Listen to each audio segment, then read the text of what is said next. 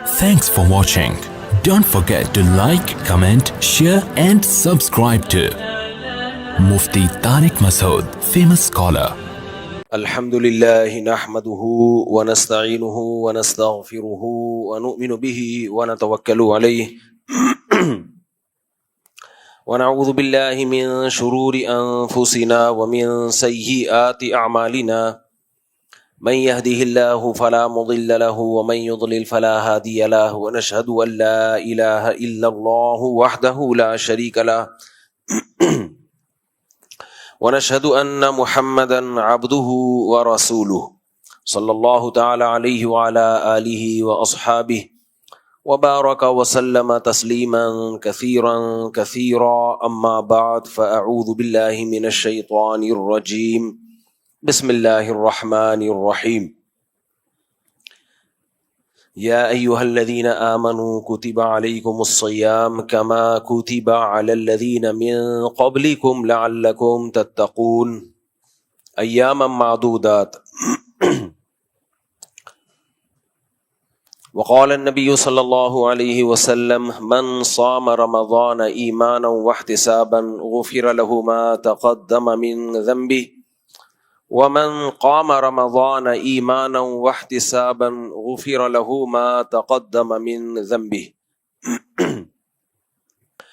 رمضان سے متعلق قرآن مجید کی آیت پڑھی ہے۔ اللہ تعالیٰ سے دعا ہے کہ اللہ تعالیٰ صحیح طرح سے بات کہنے کی، سننے کی، سمجھنے کی، عمل کی توفیق عطا فرمائے۔ دیکھو بھائی، قرآن مجید کی جو آیت میں نے آپ کے سامنے تلاوت کی، اللہ تعالیٰ کا ارشاد ہے اے ایمان والو تم پہ روزے فرض کیے گئے ہیں جیسے کہ تم سے پہلی امتوں پہ روزے فرض کیے گئے تھے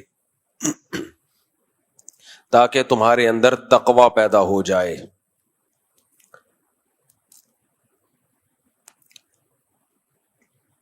روزوں کی حکمت اللہ نے بیان کی ہے تاکہ تقوی پیدا ہو جائے۔ تقوی کسے کہتے ہیں؟ بچنے کو۔ لفظ کا تو ترجمہ بچنا ہے، چاہے اچھی چیز سے بچیں یا بری چیز سے بچیں، لیکن شریعت میں یہ لفظ برائی سے بچنے کے معنی میں استعمال ہوتا ہے تاکہ تم برائیوں سے بچ جاؤ۔ تو روزہ رکھنے سے انسان برائیوں سے بچ جاتا ہے۔ کیسے بچ جاتا ہے؟ دیکھو، جانوروں میں اللہ تعالیٰ نے بچنے کا مادہ ہی نہیں رکھا، ان کا جو دل چاہتا ہے وہ کرتے ہیں۔ آپ یہ ڈاکومنٹریز دیکھیں، یہ جو ہائنا ہوتا ہے کتنی بے دردی سے جانوروں کو کھاتا ہے، یہ زندہ ہی کو نوچ نوچ کے کھانا شروع کر دیتا ہے۔ حالانکہ وہ پہلے گردن سے پکڑ کے مارے پھر کھا جائے، یہ بھی کر سکتا ہے، لیکن اس کے پاس اتنا ٹائم نہیں ہوتا سوچنے سمجھنے کا۔ اس کا جو دل چاہتا ہے وہ کرتا ہے، اس کو بھوک لگ رہی ہے کھانا شروع کر دے گا وہ۔ اس سے اس کو غرض نہیں ہے کہ تمیز سے کھاؤں یا بدتمیزی سے کھاؤں، یہ صلاحیت اللہ نے اس کے اندر رکھی نہیں ہے۔ انسان کو اللہ نے شعور دیا ہے، وہ سوچتا ہے کہ یہ کام کرنے کا ہے، یہ کام نہیں کرنے کا ہے، یہ کام کر لینا چاہیے، اس کام سے ہمیں بچنا چاہیے۔ اب اچھا انسان وہ ہوتا ہے جسے اپنی خواہشات پہ کنٹرول ہو۔ سارا مسئلہ ہی یہیں سے ہے۔ بھائی آپ اگر دل کے پیچھے چلتے ہو کہ دل کیا کہہ رہا ہے، تو دل کے پیچھے چلنے والے آخرت بھی برباد کر دیتے ہیں اور دنیا بھی برباد کر دیتے ہیں، جو اپنے دل کے پیچھے چلتے ہیں۔ کیونکہ دل کے بارے میں مشہور ہے کہ دل پاگل ہے۔ دل کے بارے میں کیا مشہور ہے؟ دل پاگل ہے۔ اور یہ غلط مشہور نہیں ہے، بالکل صحیح مشہور ہے۔ بعض چیزیں صحیح ہوتی ہیں اس لیے مشہور ہو جاتی ہیں، ہر مشہور چیز غلط نہیں ہوتی، بعض دفعہ صحیح بات ہی مشہور ہوتی ہے۔ تو دل کیا ہے؟ بولو نا، پاگل ہے۔ اس کا کام ہے چاہتوں کو پورا کرنا، چاہنا۔ عقل اسے کنٹرول کرتی ہے کہ تو صحیح چیز چاہ رہا ہے یا غلط چیز چاہ رہا ہے۔ شوگر کا جو مریض ہے اس کا بھی دل چاہتا ہے نا لڈو کھانے کا، ہے؟ دل چاہتا ہے کہ نہیں چاہتا؟ یہ دل کے پاگل ہونے کی علامت ہوئی کہ نہیں ہوئی؟ کہ ابے تو کیوں چاہ رہا ہے بے وقوف, تیرے لیے تو میٹھا نقصان دہ ہے, لیکن دل کہتا ہے نہیں کھاؤ, حالانکہ نقصان اس سے کس کو ہوگا؟ خود دل کو ہوگا. تو اس لیے جو لوگ فیصلے دل سے کرواتے ہیں تو وہ نہ دنیا میں کامیاب ہوتے ہیں اور نہ آخرت میں. انگریز لوگ جو کافر ہیں وہ کیا کرتے ہیں؟ وہ اپنی خواہشات کو اتنا کنٹرول کرتے ہیں جس سے ان کی دنیا سیدھی ہو جائے.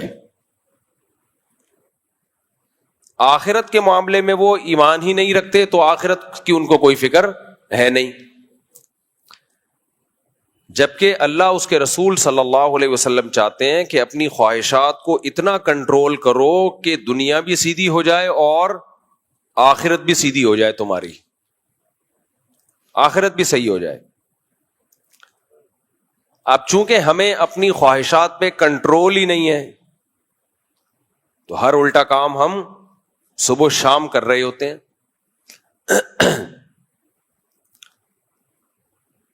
یہ جو غصے میں طلاقیں دیتے ہیں یہ کون لوگ ہیں؟ جنہیں اپنی خواہشات پہ کنٹرول نہیں ہے, غصے پہ کنٹرول نہیں ہے, بس جو دل چاہا کر لیا, بعد میں روتے پیٹتے ہیں, پھر مفتیوں کا دماغ خراب کرتے ہیں آ کے, پھر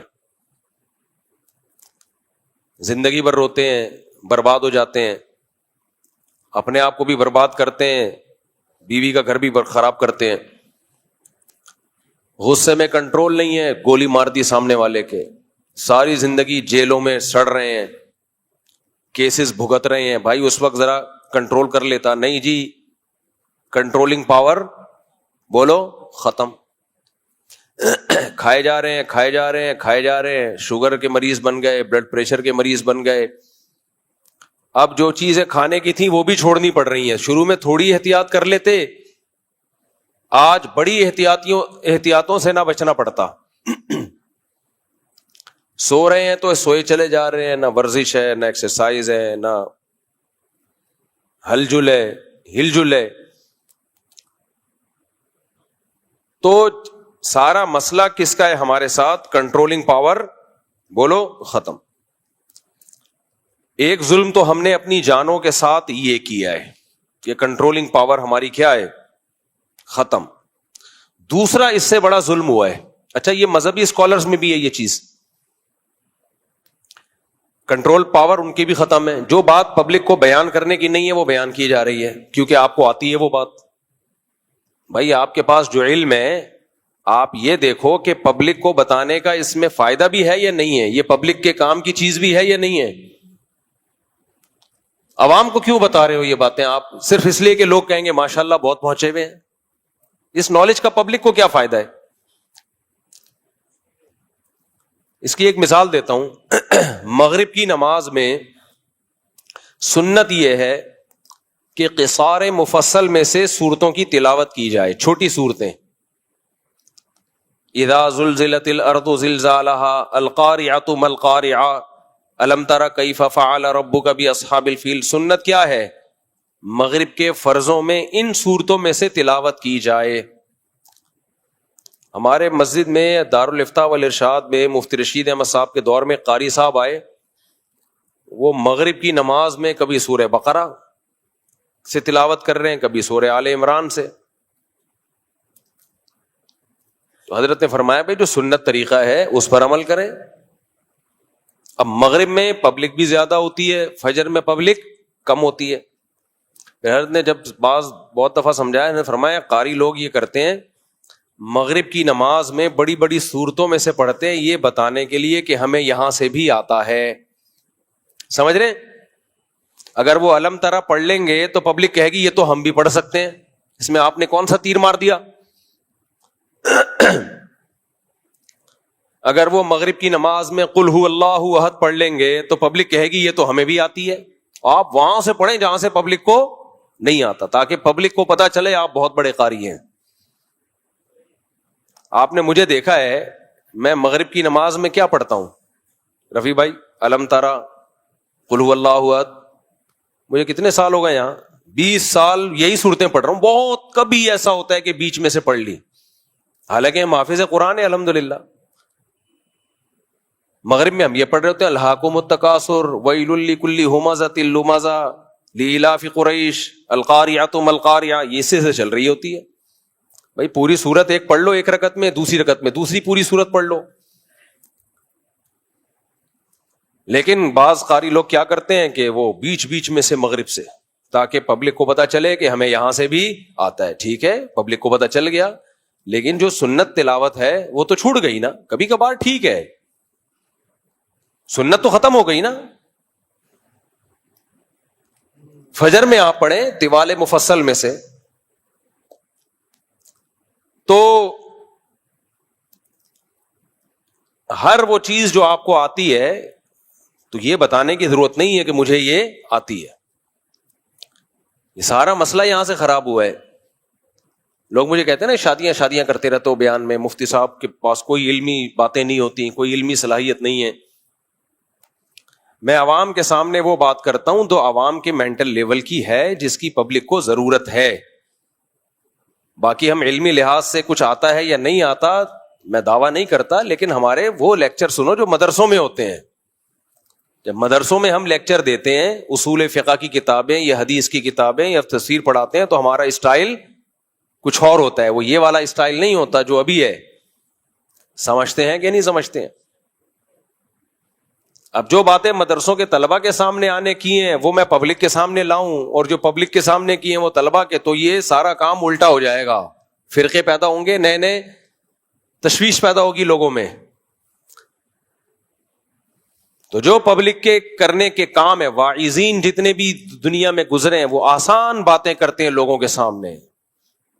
زنا چھڑواؤ لوگوں سے، لوگوں کو نماز پہ لے کر آؤ، لوگوں کو زکوٰۃ پہ لے کر آؤ. یہ کام چھوڑ کے آپ بنو امیہ کے جھگڑے نمٹانے بیٹھ جاؤ سیاسی، تو اس سے امت میں کوئی خیر کا کام نہیں ہوگا. اس سے امت کیا ہوگی؟ بیکار چیزوں میں، لغو چیزوں میں لگ جائے گی. اور اس میں بھی آپ جو نالج لوگوں کے سامنے لا رہے وہ بھی غلط ہو، صحیح وہ بھی نہ ہو، پھر تو اور مسئلہ خراب ہو جائے گا. تو خیر، میں یہ عرض کر رہا تھا کہ کنٹرولنگ پاور کیا ہو گئی ہے؟ ختم. مذہبی لوگوں کی بھی کنٹرولنگ پاور ختم. مذہبی اسکالر جو ہوتے ہیں بہت سے، کہ ان میں برداشت ہی نہیں ہے. یہ بات عوام میں لانے کی ہے کہ نہیں لانے کی ہے، کیسے بیان کیا جائے برداشت سے. جب ایک دوسرے کے خلاف بولتے ہیں تو برداشت سے، کنٹرول ختم ہو جاتا ہے. سامنے والے پہ رد کیسے کرنا ہے، اس کے بھی تو کوئی آداب اور کوئی تمیز ہوتی ہے نا. تمیز مارکیٹ سے کیا ہے؟ شارٹ ہے. تو ایک ظلم تو یہ ہوا کہ ہماری سوسائٹی میں برداشت ختم ہے. دوسرا ظلم یہ ہوا کہ مذہب میں ان چیزوں کو داخل کیا گیا کہ جن چیزوں سے برداشت اور ختم ہوتی ہے، حالانکہ ان کا مذہب سے تعلق نہیں ہے. سمجھ میں آ رہی ہے بات؟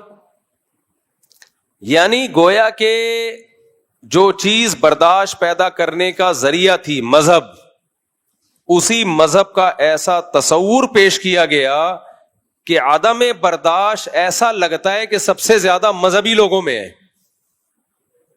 نہیں آئی بات؟ یعنی مذہبی لوگوں کو دیکھ کے لگتا ہے کہ سب سے کم برداشت ان لوگوں میں ہے. سب سے زیادہ جذباتی لوگوں میں مشہور ہے یہ بات. سب سے زیادہ جذباتی کون ہوتے ہیں؟ مذہبی لوگ. سب سے کم برداشت کس میں ہوتی ہے؟ مذہبی لوگوں میں. سب سے زیادہ بد اخلاق کون ہوتے ہیں؟ مذہبی لوگ. سب سے زیادہ گالیاں کون دیتے ہیں؟ مذہبی. مشہور ہے پبلک میں، یہ مشہور ہے، امیج ایسا کیا ہوا ہے. نہیں آئی میرا خیال ہے بات. مارنے دھاڑنے کے سب سے زیادہ فتوے کس کے پاس ہوتے ہیں؟ ابے بولو نا. مذہبی لوگوں کے پاس. مار پیٹ سب سے زیادہ کون کرتے ہیں؟ مذہبی لوگ. میں نہیں کہہ رہا حقیقت ہے یہ، لیکن پبلک کے سامنے جو مذہبی لوگوں کا امیج گیا ہوا ہے، جو تصور گیا ہوا ہے، وہ یہی ہے. سمجھتے ہو کہ چیختے چلاتے سب سے زیادہ کون ہے؟ آپ یونیورسٹیوں میں لیکچرار کے پاس چلے جائیں، تمیز سے لیکچر دے رہا ہوگا، کسی مولوی صاحب کے بیان میں بیٹھ جائیں تو ایسا لگ رہا ہوگا ابھی سر پھاڑ دے گا ہمارا بیٹھ گئی ہے. اتنا چیخے گا، اتنا چلائے گا، کہتے کیا ہو رہا ہے بھائی؟ یہ بات آرام سے بھی کہی جا سکتی ہے.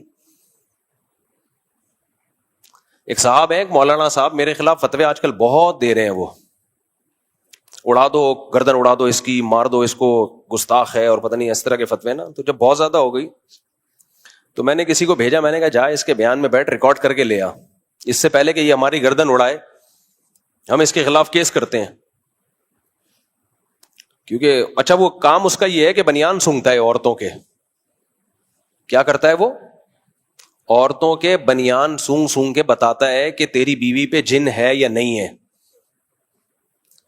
اب جب سے میں نے یہ کہنا شروع کیا ہے نا, میری گردن اڑے نہ اڑے, اس کی 2 ٹکے کی سوسائٹی میں حیثیت رہی نہیں ہے. کیونکہ ہمارے علماء ایسے لوگوں کے خلاف بولتے ہوئے ڈرتے ہیں کہ شاید کہیں پہنچے ہوئے بزرگ نہ ہو, کہ یہ جن چڑیل بھوت بھگاتے ہیں تو پتہ نہیں ان کا اللہ کے ہاں کیا مقام ہوگا. ہمارے علماء اکثر نیک علماء بھی ڈرتے ہیں ان لوگوں کے خلاف بولتے ہوئے کہ یار ایسا نہ ہو حقیقت میں کہیں پہنچے ہوئے نہ نکلیں کہیں. یہ بھائی بعض ہوتے ہیں نا وہ بہت بڑا مقام ہوتا ہے. تو اللہ نے میرے اندر جو سافٹ ویئر انسٹال کیے ہیں وہ سافٹ ویئر ان چیزوں کو مانتے ہی نہیں ہیں. میں کہتا ہوں وہ کمبخت 1 نمبر کا بے غیرت, اور بے غیرت سے بہت کم گالی ہے. یہ ممبر کا احترام ہے کہ میں بہت ہلکا لفظ یوز کر رہا ہوں. ممبر نہ ہوتا تو پھر میں بتاتا ان کو کیا کہا جائے گا. مجبور ہوں, ممبر نے میرے ہاتھ باندھ دیے. وہ بزرگ تو دور کی بات میرے بھائی, جو عورت کا بنیان سونگ رہا ہے نا کسی غیر عورت کا, وہ بے غیرتی کا لفظ اس کے لیے, یہ بے غیرتی کے لفظ کی توہین ہے. بے غیرت کا لفظ بولے گا یار میں اتنا برا ہوں کہ آپ نے اس آدمی پہ میرا نام فٹ کر دیا, اور اپنے آپ کو مفتی بھی کہتا ہے, مفتی فلاں مفتی فلاں. تو جن چڑیل بھوت بھگانے والے ویسے ہی غیرت ان میں ہوتی نہیں ہے. آپ ذرا ان کے ساتھ رہو, آپ کو سارے 1 نمبر کے بے غیرت نظر آئیں گے. یہ اتنے بے غیرت ہیں کہ میں ان کے خلاف اتنا بول رہا ہوں, ایک جن میرے پاس نہیں بھیجا انہوں نے. یار کیا خیال ہے, بھیج دو یار 2-4 جن چڑیل بھوت بھیج کے, ہمیں بھی کوئی جادو وادو کرو ہمارے اوپر بھی. تو کوئی جادو کرو نا ہمارے اوپر بھی کرو یار. کس نے منع کیا تمہیں؟ رکھو تعویذ. تو یہ ان تلوں میں تیل نہیں ہے, یہ بے غیرت لوگ ہیں. یہ صرف آپ میں اگر کوئی بے غیرت ہو تو اس پہ اثر کریں گے یہ, ٹھیک ہے نا. یہ ان کا اثر ہر ایک پہ نہیں ہوتا. تو وہ ہے, وہ ہر جمعے کے بیان میں نا چیخ چیخ کے تھک گیا وہ بے غیرت میرے خلاف. کبھی بنوری ٹاؤن کے فتوے, کسی اور کے بارے میں فتویٰ بنوری ٹاؤن کو وہ میرے نام پہ لگا کے چلا رہا ہوتا ہے. ابھی 2 جمعے پہلے پھر اس نے بانٹا ہے. پوری بیچارے کی کوشش ہے کہ مفتی طارق مسعود کا کوئی سر قلم کر دے, پوری زور لگا رہا ہے وہ. اور قلم کرنے کا مقصد کیا ہے؟ تاکہ یہ جو چڈی بنیان جو سونگ سونگ کے بتاتا ہے نا, اس کو جو میں نے ایکسپوز کیا ہے, یہ تو چڈی میں نے دیکھی نہیں ہے, بنیان تو لوگوں سے سنا ہے, لیکن میں یقین سے کہتا ہوں چڈیاں بھی سونگتا ہوگا. کیونکہ جو بے غیرت ہوتا ہے وہ تھوڑا بے غیرت ہوتا نہیں ہے. تو وہ گردن اڑانے کے چکر میں لگا ہوا ہے بہت دنوں سے. تو جتنے اس کے بے غیرت مرید ہیں میں ان سے کہتا ہوں کہ اپنے اس پیر سے بولو کہ بے غیرت تو ہمارے ذریعے سے مفتی کی گردن کیوں اڑوا رہا ہے؟ تجھے اگر عشق مصطفیٰ ہے تو بے غیرت خود آنا. صحیح ہے نا. سادہ لوہ عوام کو عشق مصطفیٰ کے نام پہ ان سے قتل کروا کے ساری زندگی ان کی جیلوں میں گزرتی ہیں, اور یہ بے غیرت بیٹھے ہوتے ہیں, خود گاڑیوں میں گھوم رہے ہوتے ہیں اور عورتوں کے بنیان سونگ رہے ہوتے ہیں. زندگی ان کی اسی میں گزرتی ہے. تو جو بھی فتویٰ دیا کرے نا فلاں کی گردن اڑا دو, آپ اس کو تلوار لا کے دیں. حضرت یہ کام آپ اپنے دستے مبارک سے کریں, مریدوں کو بے وقوف بنانے کی کوشش بولو نہ کریں. حضرت یہ تلوار ہے, آپ اپنے دستے مبارک سے تلوار پہ آپ خود خرچہ کر لیں. ان سے یہ کہیں کہ یہ نہیں ہو کہ ہم تلواروں سے کھیلیں اور آپ عورتوں کی شلواروں سے کھیلیں, کیونکہ عامل شلواروں سے بھی کھیلتے ہیں عورتوں کی. یہ نہیں ہو سکتا کہ ہمیں تلواروں سے کھلواؤ, خود چڈی بنیان اور شلواروں سے کھیلو. جس پر خدا کی کوئی بہت بڑی پھٹکار ہوتی ہے نا وہ عامل بنتا ہے. بہت بڑا کوئی جرم ہوا ہوتا ہے, اس سے بہت بڑے کوئی کبیرہ گناہ کا ارتکاب کیا ہوتا ہے. یہ چھوٹے موٹے گناہوں پہ اللہ کی طرف سے ایسی سزا نہیں ملتی ہے. جس کو اللہ جن چڑیل بھوت بھگانے والا روحانی عامل بنا دینا. یقین کر لو اس سے ماضی میں کوئی چھوٹا گناہ نہیں ہوا, اتنا بڑا کبیرہ گناہ ہوا ہے کہ جس کی پھٹکار اس کے اوپر برسی ہے. کیونکہ یہ گناہ جو ہے نا, عامل بننے کا جرم, اس کی نسلیں بھگتتی ہیں اس کی سزائیں. وہ کبھی بھی لاجک کی بات تو کرے گا ہی نہیں. جہاں میاں بیوی کا جھگڑا ہوگا نمٹائے گا نہیں, جن چڑیل بھوت کے کھاتے میں ڈالے گا. عقل مند آدمی اینالائز کرتا ہے کہ اس میں غلطی کس کی ہے, اس کو جوڑنے کی کوشش کرو. جیسے قرآن نے حکم دیا کہ دونوں طرف سے خاندان کے افراد بیٹھیں, دیکھیں غلطی کس کی ہے, صلح کی کوشش کریں. لیکن عامل کی پھٹکار, وہ صلح کی کوشش کم, جن چڑیل بھوت کے مسائل میں الگ سے ڈال دے گا اس کو. کاروبار کا نقصان ہوگا, لاجک کی بات نہیں کرے گا کہ یار جو نقصان ہو رہا ہے اس کی تلافی کرو. وہ کس پہ ڈال دے گا؟ جن چڑیل بھوت پہ. تو ایسی پھٹکار. اور میں آپ کو بتاؤں یہ کون سے جرم ہوتے ہیں جس کی وجہ سے یہ عامل بنتے ہیں. کچھ گناہ تو میں جانتا ہوں جو ان سے ہوتے ہیں. ایک جرم ہوتا ہے علماء اور بزرگوں کو برا بلا کہنا. جس نے یہ جرم کیا ہوتا ہے اللہ اس کو عامل بنا دیتے ہیں کہ اب تجھ سے علم چھین لیا. مدرسوں میں کچھ طلبہ ایسے ہوتے ہیں جو اپنے ٹیچروں کی, استاذوں کی, بزرگوں کی بے ادبیاں, گستاخیاں کرتے ہیں. تو اللہ ان کو علم کی نعمت سے محروم کر کے کس پہ ڈال دیتا ہے؟ جن چڑیل بھوت بھگانے کے کام پہ ڈال دیتا ہے. جن طلبہ نے استاذوں کا احترام کیا ہوتا ہے ان سے اللہ علمی کام لیتا ہے, دین کی دعوت اور دین کی تبلیغ کا کام لیتا ہے. لیکن مدرسوں میں جن طلبہ نے بے ادبیاں, گستاخیاں کی ہوتی ہیں اپنے محسنین کے ساتھ, اپنے بڑے بزرگوں کے ساتھ, تو اللہ علم چھین کے اس کو کس میں ڈال دیتا ہے؟ روحانی ڈرامے بازیوں میں. دوسرا, یہ سزا ان طلبہ کو ملتی ہے جنہوں نے 8 سال مدرسوں میں گزارے, وقف کا مال کھایا, پڑھائی کو فوکس نہیں کیا. یہ بھی کم جرم ہے کیا؟ قوم کا سرمایہ آپ کے اوپر خرچ ہوا, آپ کو چاہیے تھا کہ آپ پڑھتے, صرف نحو میں مہارت حاصل کرتے, فقہ پڑھتے, قرآن کی تفسیر پڑھتے, عربی ادب میں دلچسپی لیتے. 8 سال مدرسے نے آپ پر احسان کیا, آپ کے ٹیچروں نے آپ کو پڑھایا, لیکن آپ کو ٹک ٹاک سے اور فیس بک سے فرصت نہیں ملتی تھی. اب 8 سال کے بعد دنیا کے تو رہے نہیں, کیونکہ جوانی کی بہترین زندگی جو علم حاصل کرنے میں لگانی تھی, جو دنیا حاصل کرنے میں لگانی تھی, وہ آپ نے مدرسے میں لگا دی, اور مدرسے میں بھی آپ نے علم حاصل نہیں کیا. نتیجہ کیا نکلا؟ نہ دین کے رہے نہ دنیا کے رہے. تو اس زندگی برباد کرنے کی پھٹکار کیا اللہ آپ کو لگا دیتا ہے جن چڑیل بھوت بھگانے کے کام میں. نہیں آ رہی میرا خیال ہے بات؟ تو یہ بڑے غلیظ لوگ ہوتے ہیں, غلیظ.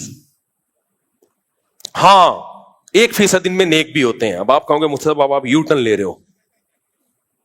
1% ان میں واقعی نیک لوگ بھی ہوتے ہیں, لیکن دماغ ان کا بھی خراب ہوتا ہے. کچھ نیک لوگ یہ کام کر رہے ہوتے ہیں لیکن عملیات کر کر کے اوپر سے کیا ہو جاتے ہیں؟ کھسک جاتے. نارمل ایک بھی نظر نہیں آئے گا ان میں آپ کو. 99% تو وہ ہیں جن میں غیر منصرف کے دونوں سبب موجود ہیں. غیر منصرف کے دونوں سبب موجود ہیں.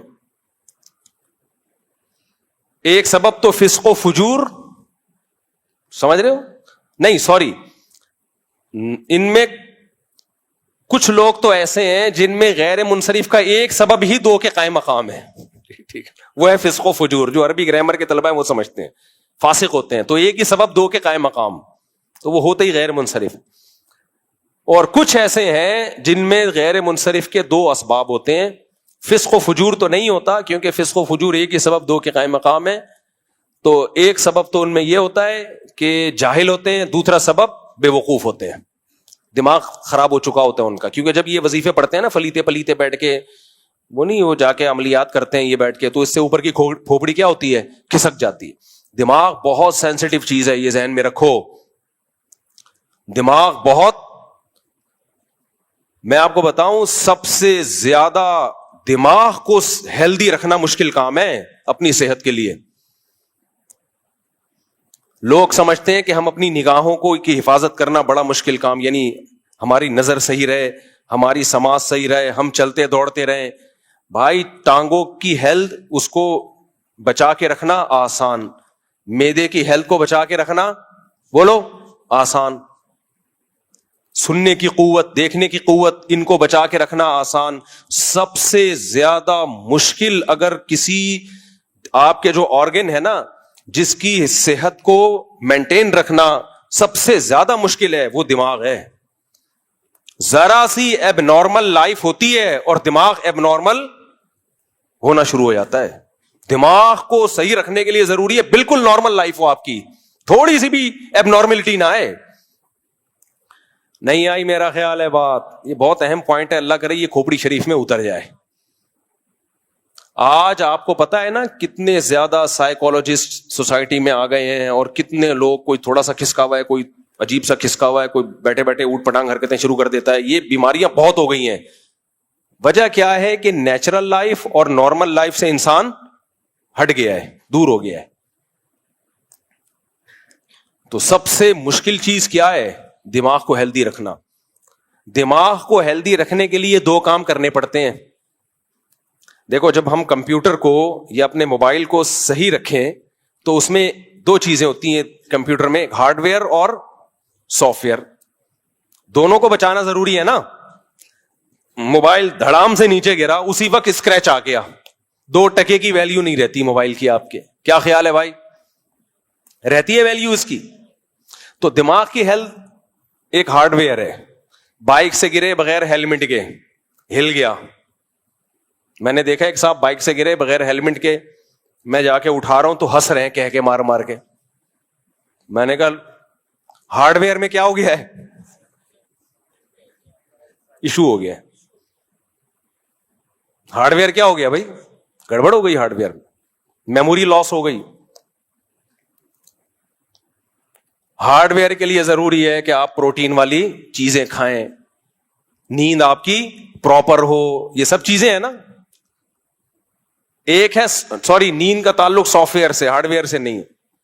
بادام کھائیں آپ, انڈے منڈے پھوڑ دیا کریں, زیادہ مت کھایا کریں, کم کھایا کریں. رمضان میں آدمی کا دماغ زیادہ اچھا ہوتا ہے, بلاکیج نہ ہو جائے کہیں بلڈ پریشر کی وجہ سے, برگ نہ پھٹ جائے. یہ سب, ان سب چیزوں کا تعلق کس سے ہے؟ ہارڈ ویئر سے. اس کو ہیلدی رکھنا آسان ہے, اس کو ہیلدی رکھنا آسان. جیسے کمپیوٹر کے ہارڈ ویئر کو ہیلدی رکھنا بہت آسان ہوتا ہے. موبائل کو گرنے سے بچاؤ بھائی, کور چڑھا دو, اگر گر بھی گیا تو بچ جائے گا. جیسے ہیلمٹ پہن لو, آپ گر بھی گئے تو دماغ کے ٹوٹنے کا چانس کم ہوتا ہے, کھوپڑی کے پھٹنے کا چانس کم ہوتا ہے. اللہ نے اتنی بڑا ناریل لگا دیا ہمارے سر پہ, جوڑ دیا کھوپڑی کی حفاظت کے لیے. لیکن جو دماغ کے اندر سافٹ ویئر ہے نا, اس میں وائرس بہت آتے ہیں, تو اس میں اینٹی وائرس بار بار چلانا پڑتا ہے. عاملوں کے وائرس بھرے ہوئے ہوتے ہیں کھوپڑی میں, کیونکہ یہ اینٹی وائرس نہیں چلاتے, بلکہ یہ باقاعدہ عملیات کر کر کے وائرس لاتے ہیں اپنے دماغ میں. تو جیسے کمپیوٹر میں کہ سافٹ ویئر میں وائرس بہت آتے ہیں, ان وائرس سے اپنے آپ کو بچانا بہت مشکل کام ہے. تو اسی طرح دماغ کا جو سافٹ ویئر ہے نا, اس کی حفاظت بہت مشکل کام ہے. وہ ٹینشن سے پاگل خراب ہوتا ہے. ایب نارملٹی والا کوئی بھی کام آپ دیکھو, اکثر دماغی بیماریاں بچپن میں پیدا ہوتی ہیں جو بڑے ہو کے ظاہر ہوتی ہیں.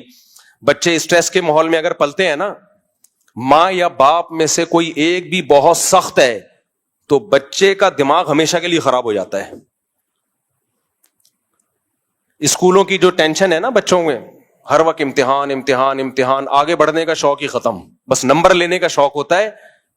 تو وہ اسٹریس ان کو کیا کرتی ہے, ان کے اندر جو, میں آپ کو اپنی بات بتاؤں, میں نے مدرسے میں جا کے پڑھا ہے, اسکولوں میں نہیں پڑھا. اسکول میں ہمیں یہ ہوتا تھا کہ امتحان میں نمبر اچھے لینے, رٹا لگاتے تھے ہم, کیونکہ ہم دیکھتے تھے جس بچے کے اسکول میں نمبر اچھے آئیں اس کی عزت ہوتی ہے, جس کے نمبر اچھے نہ آئیں اس کی بے عزتی ہوتی ہے. تو ہمیں اس سے کوئی سروکار نہیں ہوتا تھا کہ جو فزکس کیمسٹری ہم پڑھ رہے ہیں اس میں ہمیں کتنی مہارت ہو رہی ہے. میں تو پھر بھی اپنے طور پر کوئی دلچسپی لیتا تھا, جیسے فزکس کے اصول جب ہم پڑھتے تھے تو میں اپنی پریکٹیکل لائف میں اس کو اپلائی کرتا تھا. لیکن ہمارے کلاس فیلو بولتے تھے, بھائی جتنا ٹائم اس کو سیکھنے میں لگا رہے ہو 6 سوال اور رٹا لگا کے یاد کر لیتے, ان سب چیزوں کا آپ کو امتحان میں کوئی فائدہ نہیں ہوگا. تو اس سے آدمی کی جو مینٹل گروتھ ہے وہ بڑھتی ہے یا کم ہوتی ہے؟ کم ہوتی ہے. سائنسدان وائنسدان ٹائپ کی چیزیں پیدا نہیں ہوتی. پھر اس سے جب ہم مدرسے میں گئے تو اللہ کا بڑا فضل ہوا مدرسے میں، جب میرے شروع کے جو 2 سال تھے نا، اس میں وہ روایتی طریقہ نہیں تھا ہمارے مدرسے میں جو عام طور پہ مدرسوں میں ہوتا ہے. اس میں یہ کہ یہ عربی گرامر ہے، یہ آپ نے پڑھنی ہے، تو میں خود پریکٹس کر کے اس کو، ٹیچر کی محنت اور خود پریکٹس کر کے بہت سیکھ کیا، اس میں دلچسپی تھی. خیر وہ ایک الگ ٹاپک ہے. تو بچپن میں بچے کے دماغ میں کوئی اسٹریس ہو، بلا وجہ کا روب ہو، تو اس میں کچھ سافٹ ویئر میں کیا ہوتا ہے دماغ میں خلل، وہ ٹھیک ہونا بڑا مشکل ہے. پھر وہ ساری زندگی اب نارمل ہی رہتا ہے بیچارہ، بڑھ ہی نہیں پاتا. غریبوں کے بچے زیادہ اچھے پل جاتے ہیں، میں نے دیکھا ہے. غریبوں کے بچے، ان کے پاس وسائل کم ہوتے ہیں. غریب کے بچے کے پاس وسائل زیادہ آ جائیں، وہ مالدار کے بچے سے آگے نکل جائے گا. مالداروں کے بچوں کی مینٹل گرو آج کل کم ہو رہی ہے. وجہ اس کی ہے کہ 1-1 2-2 ہوتے ہیں. کتنے ہوتے ہیں؟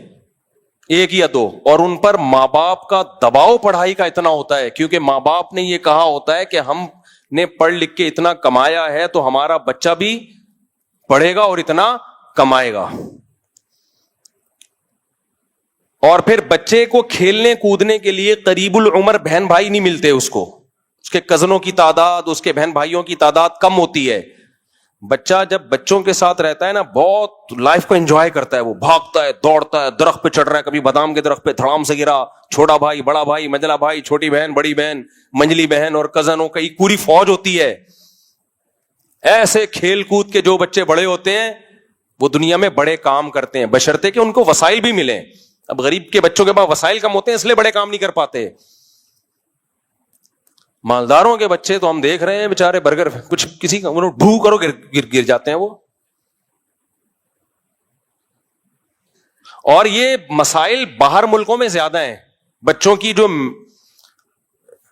جو بیماریاں ہیں نا دماغی، یہ ترقی یافتہ ملکوں میں زیادہ بیمار ہیں بچے، غریب ملکوں میں کم ہے. ابھی میں افریقہ تو 4تھا چکر لگا ہے میرا، 3 یا 4. بچوں کی فوج ہوتی ہے، سارے ہنستے کھیلتے اچھلتے کودتے، جب بھی کھڑے ہو کے ڈانس کرنا شروع کر دیں گے. وہ لگتا ہے ان بیچاروں کو کوئی ٹینشن ہی نہیں ہے. بیچارے غریب ہونے کی وجہ سے کہہ رہا ہوں میں، ایسا انجوائے کر رہے ہیں لائف کو. ان کی مائیں ان کو ایک سوکھی روٹی کا ٹکڑا پکڑا دیتے ہیں، اسی کو کھا جاتے ہیں وہ خوشی خوشی. امیر کے بچے کی ٹینشنیں تو دیکھو. وہ میرا کلپ بڑا مشہور ہوا تھا نا، مائیں صبح صبح منتیں مان کے بیٹھی ہوئی ہوتی ہیں. بیٹا پاٹھا کھاؤ گے؟ پاٹھا نہیں، پاٹھا نہیں. ڈبل روٹی کھا لو؟ نہیں ڈبل روٹی نہیں. جام کھا لو؟ نہیں جام نہیں. شہد کھا لو؟ نہیں شہد نہیں، شہد تو کھاتا ہی نہیں. چاکلیٹ کھا لو؟ نہیں یہ بھی نہیں. کیا کھائے گا بھائی تو؟ ماں کو کھا جاتا ہے وہ ٹینشن میں. پھر ڈاکٹروں نے اتنا الو بنا دیا، اللہ بچا کے رکھے. بچے کو ایکچولی یہ کھلائیں تو پھر یہ کھلائیں، تو بچے کو پھر اتنی پروٹین ہونے چاہیے بچوں کی ڈائٹ میں اتنے. بچے کو کچھ بھی نہیں کھلاؤ، بھوکا رکھو. بھوک میں وہ 2 نوالے کھائے گا نا چھین کے، دیکھو ٹھا کر کے اس کی باڈی کو لگتا ہے. مجھے یاد ایک جگہ میں کہیں رہنے کے لیے گیا تو ہمارے کوئی ریلیٹیو تھے، ان کے پڑوس میں بہت غریب فیملی تھی. اچھا جو ہمارے ریلیٹیو تھے وہ کھاتے پیتے فیملی تھی. ان کے جتنے بچے تھے وہ سارے کمزور. میں دیکھتا تھا یار یہ پڑوسیوں کے ہاں تو بیچاروں کے روٹی نہیں ہوتی کھانے کی، بچے ان کے ماشاءاللہ سارے کیا ہیں، صرف روٹی کھاتے تھے، صرف روٹی. اور میں ان کے گھر منظر دیکھتا تھا کہ روٹی پک رہی ہوتی تھی نا، بچہ آتا تھا توے پہ ابھی پوری پکی نہیں، اٹھا کے بھاگ جاتا تھا، کھا رہا ہوتا تھا، اما کو دکھا رہا ہوتا تھا، اور اما چمٹا دکھا رہی ہوتی تھی اس کو. سمجھ رہے ہو؟ بغیر سالن کے روٹی. اور ایسے پاورفل بنے ہیں، ایسے پاورفل. تو زیادہ ڈاکٹروں کو بھی لفٹ نہیں کرایا کرو. اگر پیسے ہیں تو کرا لو، نہیں ہے تو سب چلتا ہے. خیر ابھی کہاں سے کہاں میری بات چینج ہو رہی ہے، میں ابھی اصل ٹاپک کی طرف آتا ہوں. تو میں یہ کر رہا تھا کہ مذہب جو برداشت سکھاتا تھا وہی کیا سکھا رہا ہے. مذہبی لوگ عام طور پر، لوگوں میں مشہور ہے یہ بات کہ مذہبی لوگوں میں برداشت کم ہوتی ہے. تو بھائی یا تو یہ مذہب کا قصور ہے، تبھی بہت سے لوگ یہ منظر دیکھ کے ملحد ہو گئے، ایتھیسٹ ہو گئے. کیا سب سے زیادہ عدم برداشت تو ہمیں مذہبی لوگوں میں نظر آتی ہے، حالانکہ انہوں نے اوریجنل مذہبی لوگ دیکھے ہوتے نہیں ہیں. اصل وجہ یہ ہے. تو اب نظر اگر ہمیں آ رہا ہے کہ مذہبی لوگوں میں برداشت کم ہے، امیج یہی بنا ہوا ہے دنیا کے سامنے، تو یا تو میرے بھائی یہ مذہب کا قصور ہے کہ مذہب پروڈکٹ ایسی تیار کر رہا ہے جن میں برداشت نہیں ہے. تو اگر خدا نخواستہ یہ مذہب کا قصور ہے تو اس کا مطلب پھر ہم صحیح مذہب کو فالو نہیں کرتے، پھر تو ہمیں مذہب چھوڑ دینا چاہیے. لیکن حقیقت یہ ہے کہ یہ مذہب کا قصور نہیں ہے، مذہب کو ریپریزنٹ کرنے والے، مذہب کو ایکسپلین کرنے والے وہ غلط ایکسپلین کر رہے ہیں. کیسے؟ اب میں آپ کو بتاتا ہوں. دیکھو، اگر کسی مذہب کے پہ چلنے والوں میں آپ کو موٹاپا بہت نظر آ رہا ہے، سارے گول گول ہی ہیں اس مذہب کے فالوورز. دوبارہ سے جب بہت بہترین مثال ہوتی ہے تو میں ایک گیئر لگانے کے بعد نیوٹرل کر کے گاڑی کو دوبارہ سپیڈ میں لے کر آتا ہوں، ریورس دوبارہ سے نا. روڈ بہت زبردست ہے تو اب گاڑی کو نیوٹرل کر کے بریک لگاؤ، دوبارہ گیئر میں ڈال کے گاڑی چلاؤ. تو میں مثال کو دوبارہ سے دیکھو. مجھے ایک بات بتاؤ، فرض کرو کوئی مذہب ہے جس کا کوئی بھی نام ہے، اسلام کی بات نہیں کر رہا، کوئی بھی ایک مذہب ہے، اس مذہب کا نام ہم اے بی سی رکھ دیتے ہیں. اس مذہب کا کیا نام ہے؟ اے بی سی. دنیا میں ایک مذہب ہے جس کا نام کیا ہے؟ اے بی سی. اس مذہب کے ماننے والوں کا دعویٰ ہے کہ ہمارا مذہب ہی برحق مذہب ہے، انسانیت کی نجات ہی اسی مذہب میں ہے، اور یہی مذہب برحق مذہب ہے، اس مذہب پہ چلو گے تو دنیا نجات پائے گی، دنیا کامیاب ہوگی. تو لیکن اس مذہب پہ جتنے بھی چلنے والے لوگ ہیں ان سب میں ایک چیز ہمیں کامن نظر آتی ہے کہ سب گول مٹول، بڑی بڑی توندیں، اور رائٹ اور لیفٹ دونوں کولے، اور توند کا سائز برابر، سارے ہی سب گول گول موٹے موٹے، 150-200 کلو سے کسی کا وزن کم نہیں. 2-4 ہوتے، 5-6 ہوتے، ہم کہتے ہیں یار یہ تو قدرت کی طرف سے ہو جاتا ہے نا. بھائی بہت لوگ ایسے ہم نے دیکھے ہیں جو بہت تھوڑا کھاتے ہیں لیکن وزن ان کا بہت زیادہ ہے. یہ اسٹرکچر ہی ان کا قدرت کی طرف سے. صحابہ میں بھی ایسے تھے، تابعین میں بھی ایسے تھے، بڑے بڑے بزرگوں میں آج بھی ہم نے دیکھا ہے. حضرت حاجی عبد الوہاب صاحب تبلیغ جماعت کے امیر تھے، میرا خیال ہے 24 گھنٹے میں ایک ٹائم 4 نوالے کھاتے ہوں گے وہ، لیکن جسم بھاری تھا. تو یہ تو قدرت کی طرف سے. چند لوگ تو ہو سکتے ہیں، لیکن اس مذہب کے جتنے ماننے والے ہیں سارے کیا ہیں؟ لمبائی اور چوڑائی کیا ہے؟ برابر. لیٹ جائیں تو پتہ نہیں چلے کہ کھڑے ہوئے ہیں یا اگر چادر ڈال دیں ان کے اوپر. بہت مختلف طریقوں سے اس بات کو ایکسپلین کیا جا سکتا ہے، میں زیادہ مثالیں نہیں دے رہا آپ کو. سارے ہی اگر موٹے موٹے ہیں، سارے ہی موٹے موٹے، تو اس سے پہلا امیج جو دنیا کے سامنے جائے گا وہ یہ جائے گا کہ اس مذہب میں باقی تعلیمات کا تو ہمیں نہیں پتا، اخلاقیات میں کیا معاملہ ہے، لیکن یہ مذہب میں کھانا پینا بہت زیادہ یہ فرض ہے. کیونکہ سارے ہی مذہب کے ماننے والے کیا ہیں؟ گول. تو اس کی علامت ہوئی نا کہ یہ مذہب زیادہ کھانے پینے کی ترغیب بہت زیادہ دیتا ہے. نماز کی طرح فرض ہے اس میں، ورنہ 2-4 تو پتلے ہوتے نا. کیا خیال ہے بھائی؟ سمجھ میں آ رہی ہے بات کہ نہیں آ رہی؟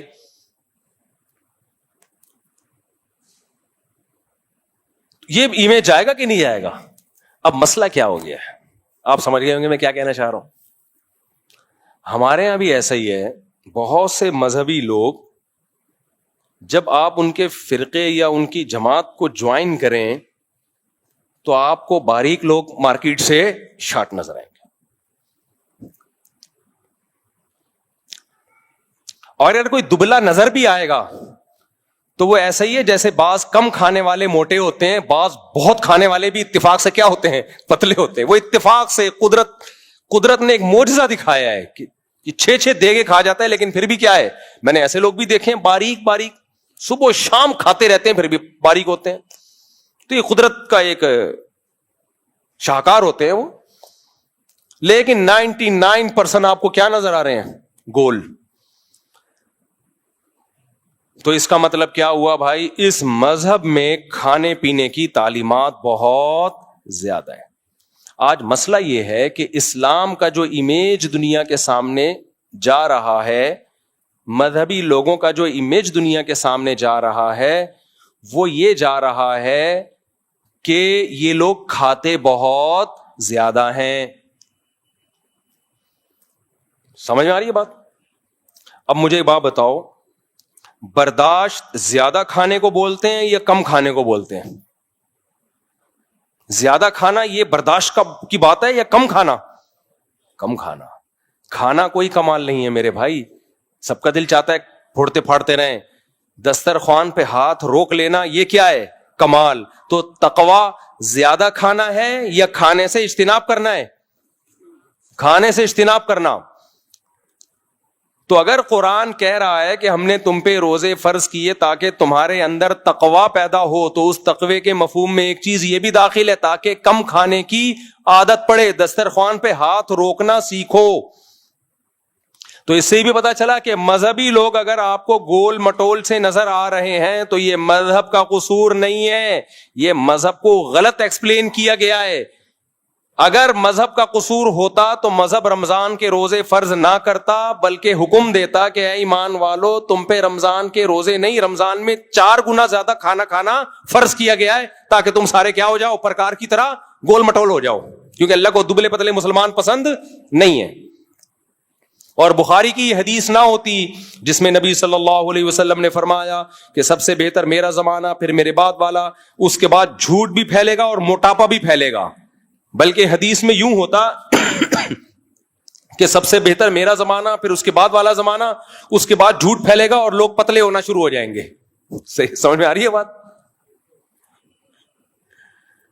تو اس سے پتہ چلتا ہے میرے بھائی کہ اسلام میں کھانا پینا نہیں ہے, اسلام میں کھانے پینے سے اجتناب کرنا ہے. اور ہمارے ہاں تیجے میں کیا ہوتا ہے؟ اب میں بتا رہا ہوں نا, مذہب میں آپ کہہ سکتے ہو نہیں بھائی ہم نے تو مذہب میں نہیں داخل کیا کہ زیادہ کھاؤ. کون مفتی فتویٰ دیتا کہ زیادہ کھاؤ؟ بھائی آپ نے صراحتاً نہیں کیا, کام وہ کر لیے, عبادتیں وہ فرض کر لی جس میں کھائے بغیر عبادت ہوتی نہیں ہے. آپ نے ایسی رسومات فرض کر لی ہیں کہ ان رسومات کو فالو کرنے کے لیے کھانا ہی پڑے گا, کھائے بغیر وہ آپ کی مذہبی رسومات ہوتی نہیں ہے. تو مطلب کھلا دیا نا آپ نے. اب مذہب کے نام پہ تیجا, میت کے یہاں تیجا ہوتا ہے, اس میں روزہ رکھتے ہیں یا کھاتے ہیں؟ دیگیں پکتی ہیں کہ نہیں پکتی؟ بولو نا. دیگیں پکتی. شریعت نے تو کہا تھا کہ میت کے لیے ایصال ثواب کرو, روزہ رکھ لو ابا کے ثواب کے لیے. ہم نے روزہ رکھنے کے بجائے دیگ منگوائی, پھوڑ دیا. حالانکہ ابا کا انتقال بھی اسی وجہ سے ہوا تھا, پھوڑنے کی وجہ سے, اسی وجہ سے تو ہوا تھا. وہ بھی ہر تیجے میں پہنچے ہوئے ہوتے تھے, ہر چلے پہ 40ویں میں پہنچے ہوئے ہوتے تھے, حلیم میں دیگے گھوٹ رہے ہوتے تھے, ربیع الاول میں رسگلے پھوڑ رہے ہوتے تھے اور کنڈے پھوڑ رہے ہوتے تھے. جو وجہ ابا کی موت کا سبب بنی, ربیع الاول کی دیگیں, ربیع الاول کے رسگلے. ابھی وہ کسی کا کلپ آیا مولانا صاحب کا بڑا دلچسپ, کہتے ہیں یہ وہابی لوگ ہم سے کہتے ہیں کہ شب برات کا حلوہ کسی کتاب میں دکھاؤ. پھر وہ کہتے ہیں ارے ظالموں, حلوہ کتاب میں نہیں ہوتا, پلیٹ میں ہوتا ہے. پھر کہہ رہے تو کتاب میں تلاش کرتا رہے, ہم دیگ میں تلاش کرتے ہیں. تو کتاب سے نکال کے کھاتا رہے, ہم دیگ سے نکال کے کھاتے رہیں گے. سمجھ رہے ہو؟ وہ کہہ رہے وہابیو, حلوہ کتابوں میں, ہم کہتے ہیں نا شب برات کا حلوہ کسی کتاب میں دکھاؤ, تو کہہ رہے کتاب میں تھوڑی, حلوہ تو دیگچی میں ہوگا. شب برات کا حلوہ الگ, سمجھ رہے ہو؟ شب برات کا حلوہ الگ, پھر 11ویں کے حلوے الگ, 12ویں کے الگ, فلانے کے الگ, ڈمکانے کے الگ, پھر داتا دربار کی دیگیں الگ. کوئی ایک دیگ دکھاؤ صحابہ کے دور میں. یار ہمیں صحابہ کے دور میں روزے ملتے ہیں. شاید جابر بن عبداللہ رضی اللہ تعالیٰ عنہ تھے, نام لینے میں شاید مجھ سے مسٹیک ہو جائے. نبی کی خدمت میں حاضر ہوئے کہ یا رسول اللہ, میں یہ نیت کرتا ہوں کہ میں ساری زندگی روزے رکھوں گا موت تک. یہ جذبہ تھا کس کا؟ صحابہ کا. وہ یہ بھی کہہ سکتے تھے یا رسول اللہ میں اتنی دیگیں پکایا کروں گا, اتنی دیگیں. دیگ پکا کے غریبوں میں تقسیم کرنا یہ جائز ہے, لیکن جاؤ چپکے سے لے جاؤ. تھر میں, اندرون سندھ میں, پنجاب کے ایسے گاؤں دیہاتوں میں, کے پی کے ایسے گاؤں دیہاتوں میں جہاں خوراک نہیں پہنچتی, وہاں چپکے سے لے جا کے تقسیم کر دو. کراچی کی روڈوں پہ مت کھلاؤ, اس سے لوگ اور اپاہج بن رہے ہیں. جب سے یہ دسترخوان لگنا شروع ہوئے ہیں نا روڈوں پہ, ڈیفینس اور کلفٹن کے کروڑ پتی لوگوں کے علاقوں میں, اس سے کیا ہوا ہے, کراچی میں جرائم کا ریشو بڑھ گیا ہے. پہلے ڈاکو آیا کرتے تھے باہر سے, تو ان کے پاس رہنے کی جگہ نہیں تھی, کھانے پینے کی جگہ نہیں تھی, 2-4 دن ڈکیتی جب تک نہیں ہوتی تو کیا کھاتے, تو ان کو بہترین موقع مل گیا, بیٹھو یہاں حلوے مانڈے اور بکرے کا گوشت امیر آدمی کے لیے آج کل مشکل ہو گیا ہے, وہ غریب بکروں کے صدقے کے بکرے پھوڑ پھاڑ کے انجوائے کرتا ہے لائف کو, کہتا ہے چلو یار ہمارے لیے کھانے پینے کا انتظام تو ہو گیا, باقی جو ایکسٹرا ہے وہ پھر ہم انشاءاللہ پیسے بچا کے بندوق شندوق میں لگائیں گے. وہ اسلام اپاہج بنانے کی ترغیب نہیں دیتا لوگوں کو. اگر اس طرح سے لوگوں کو کھلانا سنت ہے تو نبی کی خدمت میں ایک صحابی حاضر ہوئے, یا رسول اللہ آپ مجھے کچھ صدقہ دیجئے. آپ نے کیا صدقہ دے دیا؟ فرمایا پہلے بتاؤ تمہارے پاس کیا ہے. انہوں نے بتایا کہ ایک وہ ہے برتن ہے, آپ نے برتن منگوایا, اس کو نیلام کیا, نیلام کر کے کلہاڑی خرید کے دی ان کو, اور کہا کہ جاؤ جنگل سے لکڑیاں کاٹو اور یہ بیچو. تو صدقہ خیرات کا وہ طریقہ جس سے لوگ اپاہج بننا شروع ہو جائیں. پہلے ہی قوم ہماری مر گئی ہے, بالکل سست قوم. انگریزوں کی مثالیں دیتے ہیں, وہ ترقی کر کر کے جیپنیز آگے نکل گئے. تو بھائی ترقی کے لیے تو اپنے پاؤں پہ کھڑا کرنا پڑتا ہے لوگوں کو. یہ نہیں ہوتا کہ نوجوانوں کو آپ فری پھوکٹ میں کھلانا شروع کر دو. مجھے بھی لوگ زکات صدقات دیتے ہیں جو اعتماد کرتے ہیں نا کہ کوئی جاننے والا, کوئی یعنی آپ کسی کو جانتے ہو تو دو. میری پالیسی ہے کہ مانگنے والے کو دیتا ہی نہیں میں, الا ماشاءاللہ جب تک 100% یقین نہ ہو جائے. کوشش کرتا ہوں خود تلاش کرو کہ کوئی واقعی مستحق ہے تو اس تک پہنچاؤ, اور اس کو بتا دو کہ یہ تمہیں جو دے رہے تمہاری عادت خراب کرنے کے لیے نہیں. تلاش کرو ملازمت. پھر میں تھوڑی تفتیش بھی کرتا ہوں کہ یہ ایسا تو نہیں ہے کہ کیونکہ جب ایک دفعہ فری پھوکٹ کا آنا شروع ہو جائے نا تو غریب کی بھی بیچارے کی وہی عادت ہوتی ہے جو امیروں کی ہوتی ہے, سب کی ایک ہی عادت. جب فری کا منہ کو لگ جائے تو پھر محنت کر کے کمانا بہت مشکل لگتا ہے. لیکن ہمارے یہاں کیا ہے, جب ایک دفعہ دینا شروع کر دیا تو پھر بالکل بھول جاتے ہیں اس کو, ساری زندگی کھاتا رہتا ہے بیٹھ کے. وہ اس کو بولو بھائی اب خود کر کے کھاؤ. سب سے برا مال پتہ ہے کیا ہے؟ جو بغیر محنت کے بھیک مانگ کے حاصل ہو. سب سے برا مال. یہ انسان کے اندر غیرت ختم کر دیتا ہے. اپنے گھر کی باتیں بتانی نہیں چاہیے, لیکن بعض دفعہ اس سے موٹیویشن بہت ملتی ہے. کل کی بات ہے, کل کی. اپنے 3 بیٹوں کو جو تھوڑے بڑے ہو گئے میں نے بلا کے بٹھایا اپنے سامنے. آپ پوچھ سکتے ہیں کہ بیٹھا ہوئے ہیں, 2 یہاں بیٹھے ہوئے ہیں. میں نے کہا دیکھو زندگی میں کچھ بھی ہو جائے, کیسے برے حالات ہوں, مجھے یہ خبر نہ ملے کہ کسی کے سامنے ہاتھ پھیلایا ہے. جس دن یہ خبر ملی نا اس دن گردن اڑا دوں گا میں. مر جاؤ بھوک سے. پھر میں نے اپنے حالات بتائے ان کو, اپنے حالات بتائے کہ مجھے کس کس موقع پہ کتنی شدید ضرورت پڑی ہے. اللہ نے مجھے بچایا کہ نہ مر جاؤں گا بھائی, ہاتھ نہیں پھیلانا. اللہ نے بچایا, میرا کمال نہیں ہے.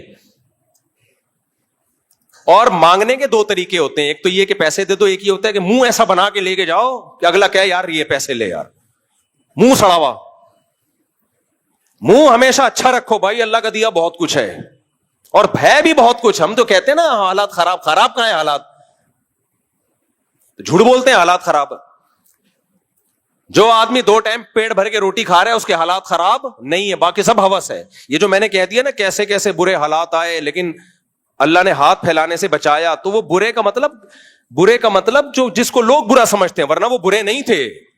ہم اس میں بھی اپنے آپ کو بادشاہ سمجھتے تھے. اللہ کا دیا بہت ہے بھائی. برے تو حالات ہم نے اللہ کا شکر ہے کبھی زندگی میں دیکھے ہی نہیں. برے حالات کا مطلب ہوتا ہے 2-3 ٹائم کا فاقہ ہو, پڑے ہوئے ہوں, روٹی نہیں ہے. ایسے حالات کبھی بھی نہیں آئے. یہی حالات آ گئے, وہ بیمار ہے تو فلانے کا ہے, بائک میں پیٹرول کے پیسے نہیں ہیں تو کوئی بات نہیں, WR کیا خیال ہے, WR کبھی نہیں ہے تو تھوڑا پیدل نکل جاؤ, 1 گھنٹہ پہلے نکل جاؤ. اچھا ہے واکنگ, پہلے زمانے میں لوگ پیدل ہی آیا کرتے تھے. کیا خیال ہے, 2 گھنٹے کی واک ہو جائے گی. تو بھیک مانگنا بہت, ابھی رمضان ہے نا تو دیکھو بھکاری کیسے نکلیں گے, بے غیرت کہیں کے.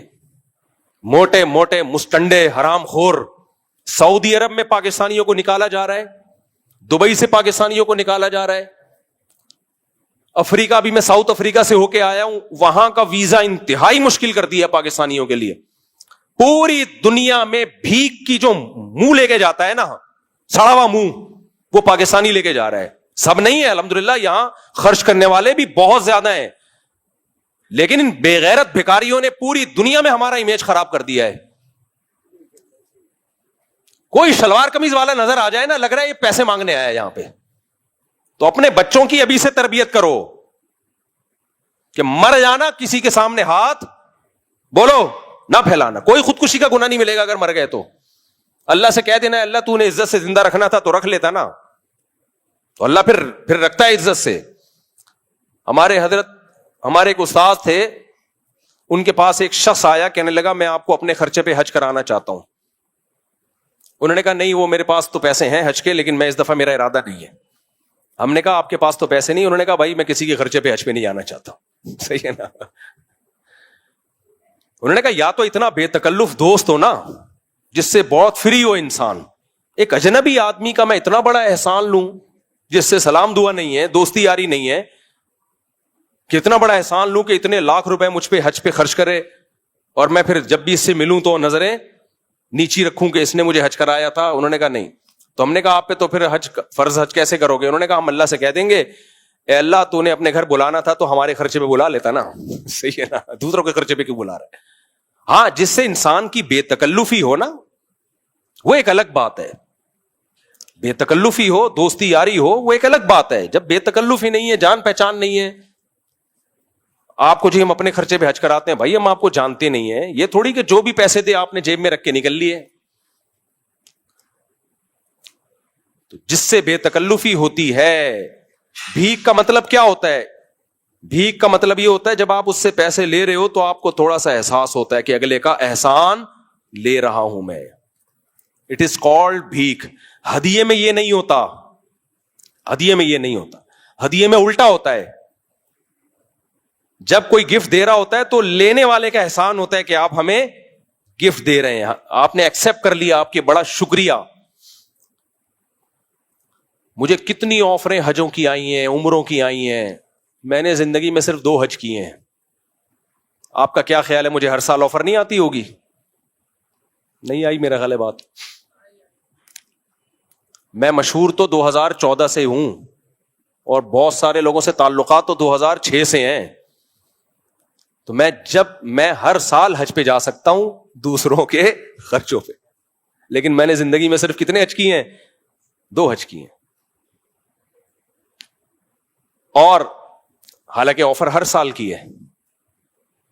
پہلا حج میں نے کیا وہ تو جامع الرشید نے کرایا, اور وہ بڑے مخلص لوگ تھے. اس وقت تو میری جیب میں دیلا نہیں ہوتا تھا, تو ہمارے بڑے تھے, ان سے تو خدمت لینا, یہ تو بڑے ماں باپ کا تو احسان نہیں ہوتا نا. ماں باپ تو جو کر رہے ہیں وہ تو احسان تو ہے, لیکن یہ کہ وہ احسان لینا تو فخر کی چیز ہے نا.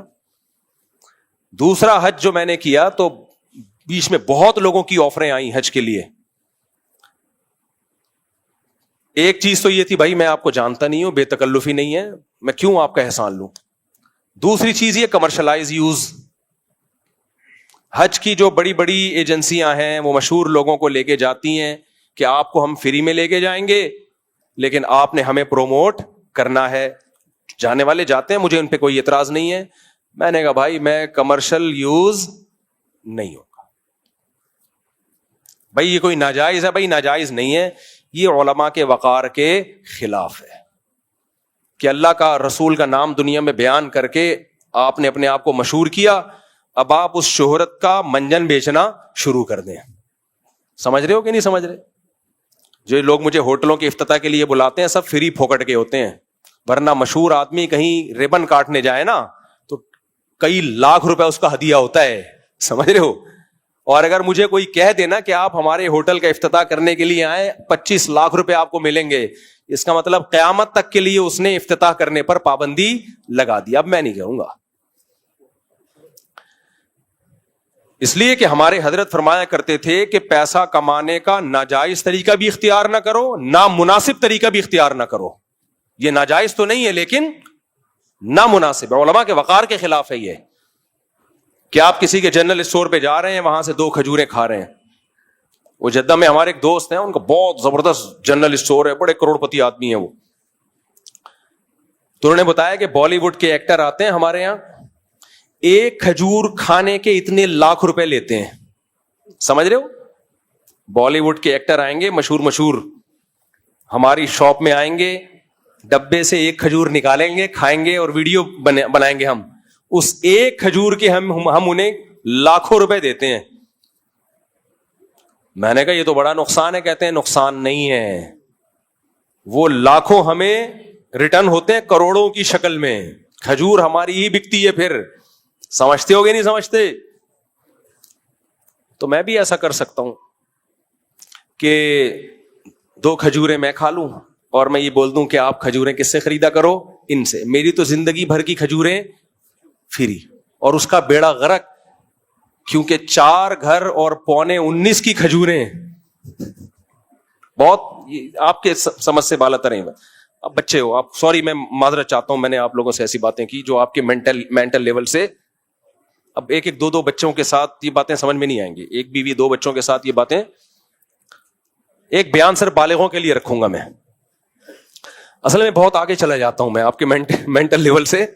جب زیادہ آگے کی باتیں ہوتی ہیں نا تو پھر سمجھ سے بالا تر ہو جاتی ہے. 19.25 کا مطلب یہ سمجھیں گے ہی نہیں. ایک جگہ میں نے کہیں بیان میں کہا 19.25، تو نیچے کسی نے کمنٹس میں تھوڑے دن پہلے تو 16.5 تھے. کچھ تھوڑے دن پہلے تو 16.5 تھے، یہ 2-3 سال میں 19.25 کیسے ہو گئے؟ تو وہی بات ہے، نابالغ لوگوں کی سمجھ میں یہ باتیں، 1 بیوی 1 2 نہیں آئیں گے سمجھ میں. جب زیادہ بیویاں ہوں تو پھر بولیں گے 16.5 سے 3 سال میں صرف 19.25. پھر یہ جس دن یہ ذہن بن گیا نا، میں سمجھوں گا آپ کی سمجھ میں میرا بیان آنے لگا ہے. جس دن یہ ذہن بن گیا کہ یار چند سال پہلے 16.5 اور 3-4 سال کے بعد صرف 19.25، تو یہ جب یہ سوچ بن گئی آپ کی تو میں بولوں گا اب الحمدللہ آپ جو میں ذہن بنانا چاہتا ہوں وہ ذہن الحمدللہ بن گیا ہے. لیکن ابھی بھی زیادہ تر لوگوں کی سمجھ میں نہیں آ رہا ہے کہ کیا. خیر چھوڑو، نہیں آئے سمجھ میں، قیامت کے دن سمجھ میں آ جائے گا انشاءاللہ. اچھا ہم جلدی سے بات کو سمیٹ کے ختم کرتے ہیں. تو بات یہ چل رہی تھی کہ ہاں، تو میں یہ عرض کر رہا تھا کہ یہ جو ہاتھ پھیلانا ہے نا، یہ بہت بری عادت ہے، بہت بری. اللہ کی عادت ہے، جس نے ایک دفعہ ہاتھ یوں کیا گیا ہمیشہ کے لیے. تو اپنے بچوں کو کل میں نے بٹھا کے تھوڑے تھوڑے سمجھدار ہو رہے ہیں نا، پر نکلنا شروع ہو رہے ہیں. یہ کام نہیں کرنا بھائی، یہ کام نہیں کرنا. تو برداشت، ہاں میں عرض کر رہا تھا کہ اگر کسی مذہب کے ماننے والوں میں برداشت نہیں ہے، اللہ بچا کے رکھے ہمیں ہاتھ کو یوں پھیلانے سے. حالات بدلتے دیر نہیں لگتی. تو میں اللہ سے دعا مانگتا ہوں کہ اے اللہ تو نے آج تک ہاتھ ایسے نہیں کیا، آئندہ بھی بچا، اور کوئی آزمائش میں نہ ڈال ہمیں. جیسے کھلا پلا رہا ہے ایسے ہی کھلاتا پلاتا رہے، ہمیشہ سے کھلایا اب بھی کھلاتا رہے. ایسے حالات ہی نہ مانگا کرو اللہ تعالیٰ سے کہ لوگوں کے سامنے ہاتھ پھیلانے پڑے. تو میں یہ بتا رہا تھا کہ پوری دنیا میں پاکستانیوں کو بین کیا جا رہا ہے. وجہ کیا ہے؟ بھیک مانگ مانگ کے نا. ایک عربی کا واقعہ نہیں، ایک بیٹھا ہوا تھا پاکستانی حرم میں، تو ایک عربی نے آ کے نا اس کو نوٹوں کی گڈی تھمائی. تو وہ پاکستانی غیرت مند تھا، اس نے بولا بھائی میں کیوں مجھے پیسے دے رہا ہے؟ بے غیرت ہوتا تو رکھ کے نکل لیتا. چھوڑو یار کیا کرنا ہے. تو غیرت مند پاکستانی تھا، اس نے عربی کو بولا بھائی کیوں دے رہے ہو مجھے؟ اس عربی نے بولا زکات. تو اس نے بولا میں زکات کا مستحق نہیں ہوں. پاکستانیوں میں جو سخی لوگ ہیں، بڑے خاندانی، مسجد نبوی میں آپ رمضان میں دسترخوان دیکھو، نام بھی پتہ نہیں ہوتا، بس اتنا پتا ہوتا ہے کسی پاکستانی کا دسترخوان ہے یہ. تو ایسے غیرت مند بنو بھائی، تمہاری ملک کا نام دنیا میں روشن ہوگا. تو وہ کیا ہے کہ اس پاکستانی کو آگے دیے تو پاکستانی نے واپس کر دیے. ریال کی گڈی ویسے بھی بڑی زبردست گڈی ہوتی ہے، تو واپس کر دی. اس عربی نے بولا زکات رکھو. اس نے بولا بھائی میں غریب نہیں ہوں. اس نے کہا کہ نہیں رکھو. بولا بھائی میں غریب نہیں ہوں، میں زکات کیوں لوں یار؟ تیری زکات ادا نہیں ہوگی. اس نے کہا نہیں رکھو رکھو, زکات ہے زکات ہے. شلوار قمیض سے اس عربی نے پہچانا کہ یہ پاکستانی ہے. تو جو دیکھنے والا اس واقعے کو تھا اس نے مجھے بتایا کہ جب پاکستانی نے بار بار کہا نا کہ میں غریب نہیں ہوں تو مجھے کیوں دے رہا ہے, تو اس عربی نے بولا کلو پاکستانی غریب مسکین. غریب کو مسکین کہتے ہیں عربی میں. کلو پاکستانی مسکین. تیرے غریب ہونے کے لیے اتنا کافی ہے کہ تو پاکستانی ہے, رکھ. تو یہ پاکستانیوں کا دنیا میں ایک تصور ہے, اور یہ الحمدللہ کچھ ہمارے حکمرانوں نے بنایا, کھا کھا کے ملک کو الحمدللہ کنگال کر دیا. اور کچھ ہمارے پاکستانی بھائی ہیں جو دنیا میں جہاں بھی, مذہبی لوگوں میں تو بہت ہے, میں نے تو امریکہ کینیڈا کے واقعات بتائے آپ کو, اپنے میرے ساتھ جو کچھ ہوا ہے پتہ ہی نہیں چلتا یہ کمبخت بلا کیوں رہا ہے. مخلص لوگ بھی ہیں اس میں. تو اسلام آپ کو برداشت سکھاتا ہے. برداشت میں یہ کہ لوگوں کے سامنے ہاتھ نہ پھیلاؤ, دینا سیکھو, لینا نہ سیکھو. اسی برداشت میں ہے کم کھانا. جبکہ ہم نے مذہب کو تبدیل کر دیا, مذہبی لوگ آپ کو لڈو کھانے والے, حلوے مانڈے کھانے والے, رسگلے کھانے والے اتنے ملیں گے کہ اب اگر کوئی مولوی بیچارہ میٹھا نہیں کھاتا لوگ حیران ہوتے ہیں, یار آپ کیسے مولانا صاحب ہو, آپ رسگلہ نہیں کھا رہے. لوگ حیران ہوتے ہیں, بھائی یہ مولانا صاحب ہیں یہ میٹھا ہی نہیں کھا رہے, یہ مولانا صاحب ہیں یہ بکرا نہیں کھا رہے. تو یہ عجیب سا ہو گیا ہے. تو یہ ان لوگوں کا قصور ہے جنہوں نے مذہب کو غلط رخ بنا کے پیش کیا ہے. تو اللہ تعالی ہمیں انسان کا بچہ بنانے کے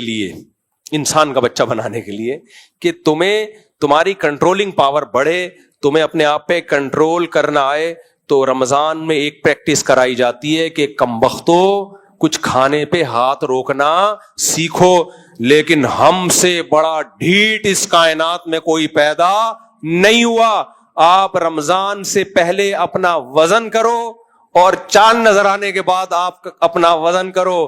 آپ اگر رمضان سے پہلے 70 کلو کے تھے تو چاند رات کو 170 کلو کے ہو چکے ہو گئے. آپ سمجھ آ رہی ہے؟ چاند رات کو کتنے ہو چکے ہو گئے؟ 170 کے. کیونکہ جو کیفیت اس وقت چل رہی ہوتی ہے نا ہماری افطاری میں, دسترخوان ہمارے شر سے بچ جائے, یہ بس میں نہیں ہوتا کہ پکوڑوں کے ساتھ ہم پلیٹیں بھی کھا جائیں. میں نے خود رول سموسوں پہ ایک گھر میں لڑائی دیکھی ہے, اچھے خاصے کھاتے پیتے لوگ. آپ کو کیا پتا کس کا تذکرہ ہو رہا ہے؟ شور شرابہ ہوا افطاری کے ٹائم پہ, مار کٹائی ہو رہی ہے. ابے ہوا کیا ہے؟ رول کم پڑ گئے تھے. تو مجھے پتا چلا کہ رول کا بہت بڑا رول ہے سولو صفائی میں. رول کا بہت بڑا, رمضان میں دسترخوان پہ رول کا بہت بڑا رول ہے سب کو جوڑنے میں. اس لیے اتنے رول منگوایا کریں کہ سب کے لیے کم سے کم 2 تو آئیں. سمجھ رہے ہو؟ اگر پیسے نہیں ہیں تو پھر منگوائیں ہی نہیں. تو بھائی رمضان میں ایک کام کر لو, کم کھانے کی عادت ڈال دو. کیا کر لو؟ ہاں, ایک اہم بات, یہ میڈیکل سائنس کا ٹاپک ہے, یہ میرا ٹاپک ہے نہیں, لیکن کچھ میڈیکل سائنس کی باتیں ایسی ہیں جو متفقن علیہ ہیں, یعنی سب ڈاکٹر کہتے ہیں, تو مجھے بیان کرنے میں وہ حرج نہیں ہے, اس کے لیے کوئی راکٹ سائنس نہیں چاہیے. کم کھانے کا مطلب کیا ہے؟ کھانے کی کوالٹی بڑھاؤ, کوانٹٹی نہیں بڑھاؤ. کیا بڑھاؤ کھانے کی؟ بولو, کوالٹی. ہم کوانٹٹی کو فوکس کر رہے ہیں, اتنا کھا گیا. صحیح ہے نا؟ یہ اللہ نے بہترین موقع دیا ہے کہ رمضان میں آپ کھانے کی کوانٹٹی کے بجائے کیا بڑھا دیں؟ کوالٹی بڑھ. گوشت, انڈے, یہ چیزیں کھائیں زیادہ. ڈرائی فروٹ, جو مالدار لوگ ہیں وہ ڈرائی فروٹ کھا سکتے ہیں, گوشت انڈے زیادہ کھا سکتے ہیں. وہ جو غریب لوگ ہیں تو ایسی سستی خوراکیں بھی ہیں جو کوالٹی کے لحاظ سے بہت اچھی ہیں. 3 چیزیں کم کریں, روٹی, چاول, اور یہ جو تلے ہوئے آلو ہوتے ہیں نا, تلی ہوئی چیزیں, ان کو کم کریں. جبکہ ہم رمضان میں یہ چیزیں بڑھا دیتے ہیں. تو یہ چیزیں کم کریں. اب ماہرین آج کل انڈوں کے بارے میں کیا کریں, آپ 5-6 انڈے بھی کھا لو, کچھ نہیں ہوتا روزانہ, اور انڈا سستی خوراک ہے, غریب آدمی بھی کھا سکتا ہے. انڈے بڑھائیں اپنی خوراک میں, دیسی انڈے مل جائیں تو نور اللہ نور. ہم نے تو 50 مرغیاں پالی ہوئی ہیں الحمدللہ. تو دیسی انڈے بڑھائیں اپنی, تلے ہوئے نہیں ہو, دیسی انڈے بڑھائیں اپنی. اب یہ تو آپ کو ڈاکٹر پلان بنا کے دے گا کیا کھانا ہے, میں تو آپ کو یہ بتا دیتا ہوں کیا نہیں کھانا ہے. افطاری میں شربت, بولو. دیکھو نبی نے جب موٹاپے کو ناپسند کیا ہے تو ہر وہ چیز جو موٹاپا پیدا کرے نبی اس کو پسند کریں گے یا ناپسند کریں گے؟ آپ کہہ سکتے ہو صاحب یہ شربت وربت یہ آپ کا ٹاپک تھوڑی ہے. جب کنٹرولنگ پاور ختم ہوتی ہے نا تو ہر جگہ سے ختم ہوتی ہے. جو پھوڑتا پھاڑتا ہے نا زیادہ, وہ ہر چیز میں آگے ہوگا, وہ بد نظری میں بھی آگے ہوگا, وہ نشے میں بھی آگے ہوگا. شریعت ہمیں کھانے پہ کنٹرول کروا کے کنٹرولنگ پاور بڑھانا چاہ رہی ہے. تو اس سے پتہ چلتا ہے جس نے دسترخوان پہ کنٹرول کر لیا تو جب کوئی غیر محرم عورت گزرے گی نظر پہ بھی وہ کنٹرول کر سکے گا. نیند چھوڑ کے فجر کی نماز پڑھ سکے گا. وہ ہر چیز میں کنٹرول, جو کھانے پہ کنٹرول کر لیتے ہیں نا تو ہر برائی سے بچنا ان کے کنٹرول میں ہوتا ہے. اور جس کم بخت کا دسترخوان پہ کنٹرول نہیں ہے تو کوئی بھی گناہ دیکھ کے بھی اس کو کنٹرول نہیں ہوتا, پھر وہ بھاگتا ہے اس گناہ کے پیچھے. تو اپنی صحت کا بھی خیال کرو میرے بھائی. اس رمضان میں اللہ نے بہترین موقع دیا ہے کہ انسان کے بچے بن جاؤ. بھینس لوگ, ہم لوگ بھینس نہیں ہیں, ہم لوگ کیا ہے. ایک واقعہ سنا کے بیان ختم کرتا ہوں. دیکھو ڈاکٹر لوگ بولتے ہیں, ڈاکٹر لوگ کیا بولتے ہیں, تجربے سے ثابت ہے یہ چیز, پیکنگ کی ہر چیز کو گھر سے نکال دو. کوئی بھی چیز جو کمپنی بنا کے دے رہی ہے کتنی اچھی ہو, کتنے اس کے خوبصورت اس پہ لیبل ہو, وائٹامن سی کے آ رہے ہیں نا ڈبے. ایک ڈاکٹر سے میں نے پوچھا, اس نے بولا اس میں وائٹامن سی کے علاوہ سب کچھ ہے, اس میں صرف سی ہے, یہ والا سی ہے لکھا ہوا. پتہ نہیں کس کس پروسیس سے گزارا جا رہا ہے ان کو. تو جس چیز پہ انسانی ہاتھ نے تصرف کر لیا نا اس سے اپنے آپ کو بچاؤ. ڈبے کی کوئی چیز نہیں کھاؤ, جتنی اچھی کمپنی ہو. ڈبے کی طرف وہ جائے میرے بھائی جو جس کو صحت کا بیڑا غرق کرنے کا. لوگ میں نے دیکھا ہے وہ جہاز میں جب میرے بہت سفر ہوتے ہیں تو وہ لوگ نا ایئر ہوسٹس سے مانگتے ہیں وائٹامن سی, وہ جو ہے نا جوس سنگترے کا وائٹامن سی ہے اس میں, وہ لے آؤ. اس میں وائٹامن سی نہیں ہوتا. ٹھیک ہے, اسے جس پروسیس سے گزارا جاتا ہے, وائٹامن سی اتنی نازک, نرم و نازک چیز ہے کہ وہی ہے کہ وہ ایک کانچ کے جیسے برتن ہوتے ہیں نا, ایک بورے میں لے کے ایک صاحب کانچ کے برتن لے کے جا رہے تھے تو ایک صاحب کو عادت تھی ہر چیز کو ٹھوکر مار کے پوچھتا کہ یہ کیا ہے. تو اس بیچارے نے بورا نیچے رکھا, سیٹھ صاحب نے ٹھوکر مارا کہ اس میں کیا ہے. اس نے کہا ہے نہیں, تھا کانچ کے برتن ہے, اب ٹھوکر لگایا تو تھا نا, اب تھوڑی ہے. تو وائٹامن سی بھی ایسی چیز ہے کہ ذرا سا کوئی آپ نے ہیٹ دے دی اس کو یا تھوڑا سے کچھ کوئی کیمیکل ڈال دیا تو وائٹامن سی ڈبے پہ جب لکھا تھا اس وقت تھا. ٹھیک ہے نا, اب کیا ہے, اب نہیں ہے.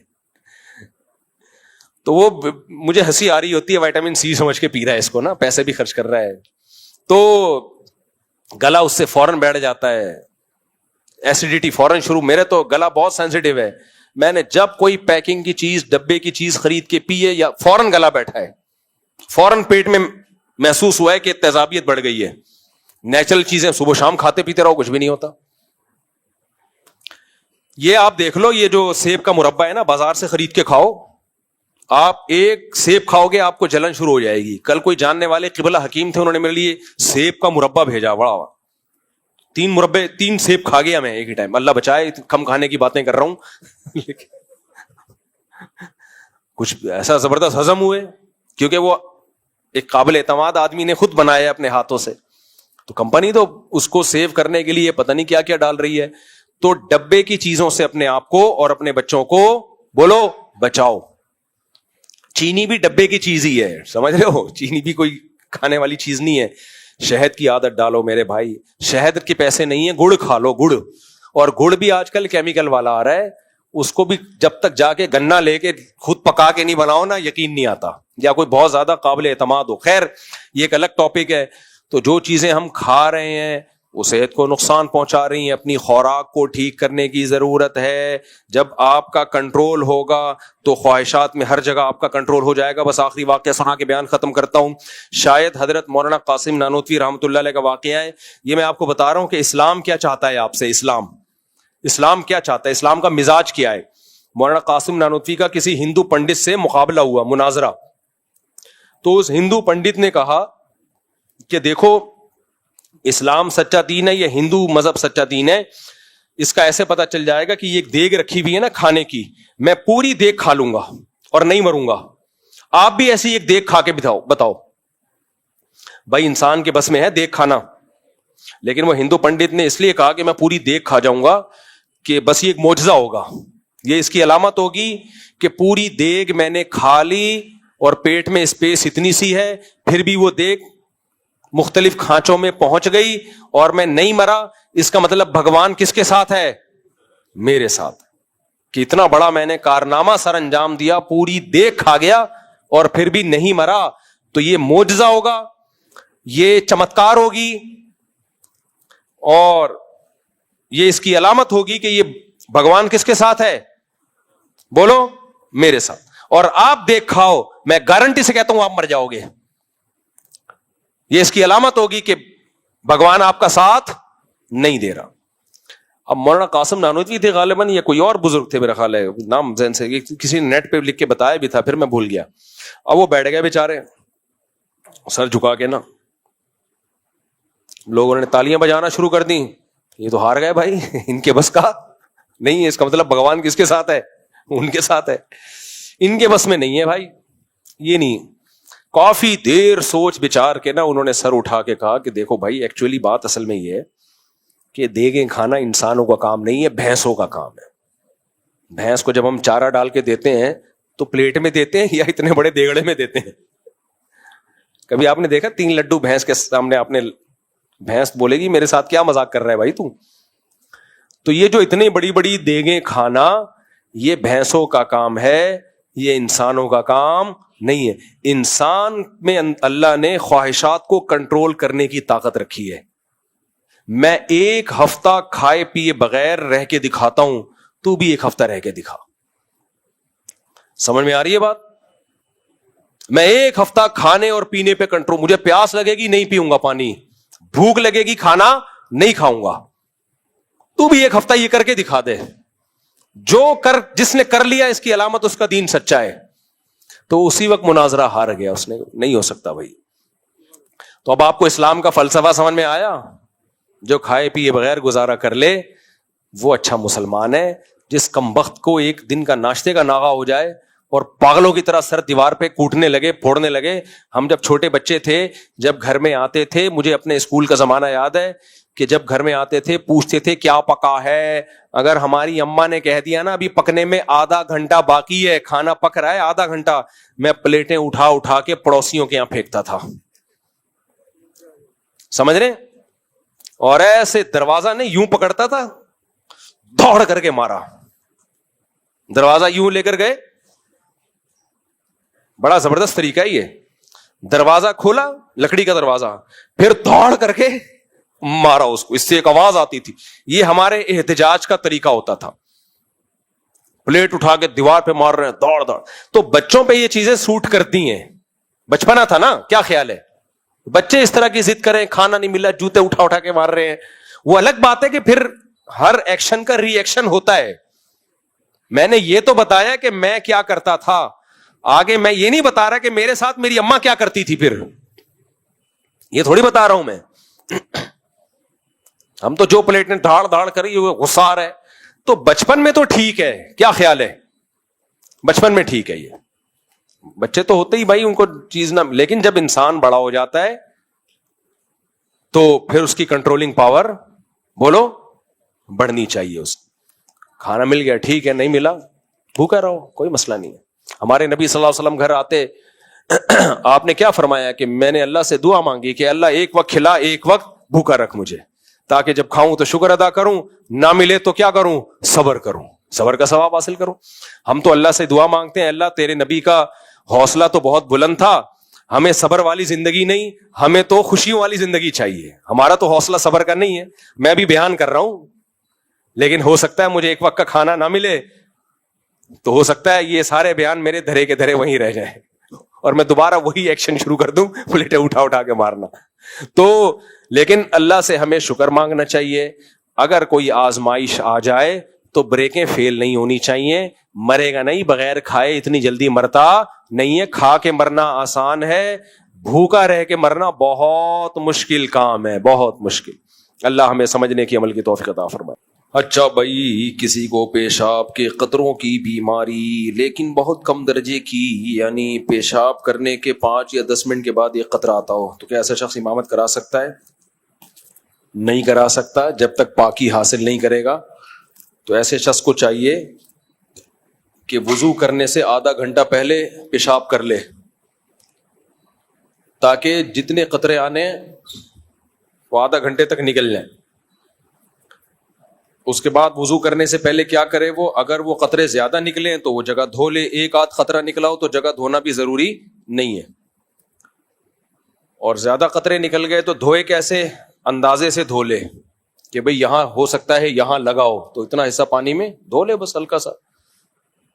تو اندازے سے بھی دھو لے گا کافی ہے, اس میں وہم بھی بننے کی ضرورت نہیں ہے کہ پتہ نہیں یہاں لگاؤ, ہو سکتا ہے یہاں لگاؤ. تو اس میں طہارت کے مسائل میں شریعت نے آسانیاں دی ہیں. اچھا, آئی لو یو شبیر ناز, وعلیکم لو یو. مفتی صاحب ہم روڈ پہ جا رہے ہیں, راستے میں قبرستان ہے, تو کیا ہم جاتے ہوئے قبروں پہ لکھے نام پڑھ سکتے ہیں؟ کیا ثواب ملے گا نام پڑھ کے؟ پڑھ سکتے ہیں, اس میں کیا مسئلہ ہے, لیکن اس کا فائدہ کیا ہے؟ میں یونیورسٹی میں پڑھتی ہوں, میرا وہیں پر ایک غلط جگہ رشتہ ہو گیا تھا, پھر میں نے توبہ کر لی اور گھر والوں کو بھی پتہ چل گیا تھا. اب میں توبہ کر کے پردہ کرنا چاہتی ہوں, میرے والدین نہیں کرنے دے رہے. میرے ابو نے مجھے چماٹ مار دیا تھا اور بولا تھا کہ پردہ نہیں کرو, اگر کیا تو سب کچھ ختم کر کے گھر سے نکال دوں گا. اللہ کے حکم کے آگے مخلوق کی اطاعت جائز نہیں ہے. آپ ہمت کر کے پردہ کر لیں. باقی والد نے اگر تھپڑ مارا ہے تو ان سے محبت سے پیش آئیں, بولیں ابو ایک تھپڑ اور لگا دیں. آپ میرے ابو ہیں, آپ مجھے تھپڑ مار سکتے ہیں, میرے پاس برداشت کے علاوہ کوئی آپشن نہیں ہے. تو جس اللہ نے مجھے پردے کا حکم دیا, اسی اللہ نے مجھے آپ کے سامنے زبان چلانے سے بھی منع کیا ہے. تو جہاں ایک مشکل حکم پہ میں نے عمل کیا پردے کا, ایک اور پر عمل کر لوں گی تھپڑ کھانے پر. تو اس طرح سے امید ہے ابا مزید تھپڑ نہیں ماریں گے انشاءاللہ. مفتی صاحب آپ سے یہ گزارش ہے, میرے لیے دعا کریں. میں جاب لیس ہوں اور میری شادی کی عمر ہے اور مجھے کئی لڑکے نہیں ملی, لڑکی نہیں ملی, گھر والے ڈھونڈ رہے ہیں. آپ میرے لیے دعا کریں, ہمارا اپنا گھر ہو جائے اور میری فیملی کے لیے بھی, اور میرے بھائی کے لیے بھی, پورے خاندان کے لیے, پورے پریوار کے لیے. اللہ سب کو خوشیاں دے, برکتیں دے, اور اللہ آپ کو اچھی ملازمت بھی دلا دے, رزق حلال کشادہ نصیب کرے, اور اللہ آپ کی کسی اچھی جگہ شادی بھی کرا دے. آج سوال بہت کم آئے ہوئے ہیں, بس یہاں سے کسی نے پوچھنا ہے تو مائک ہاتھ میں لے کے پوچھ لیں.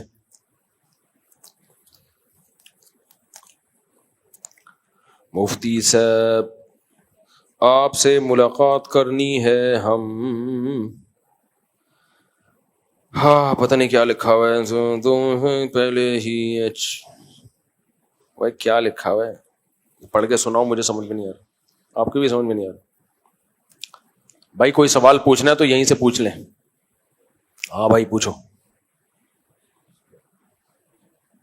وہ بھائی آ رہے ہیں, سوال پوچھنے آ رہے ہیں, آجو آجو.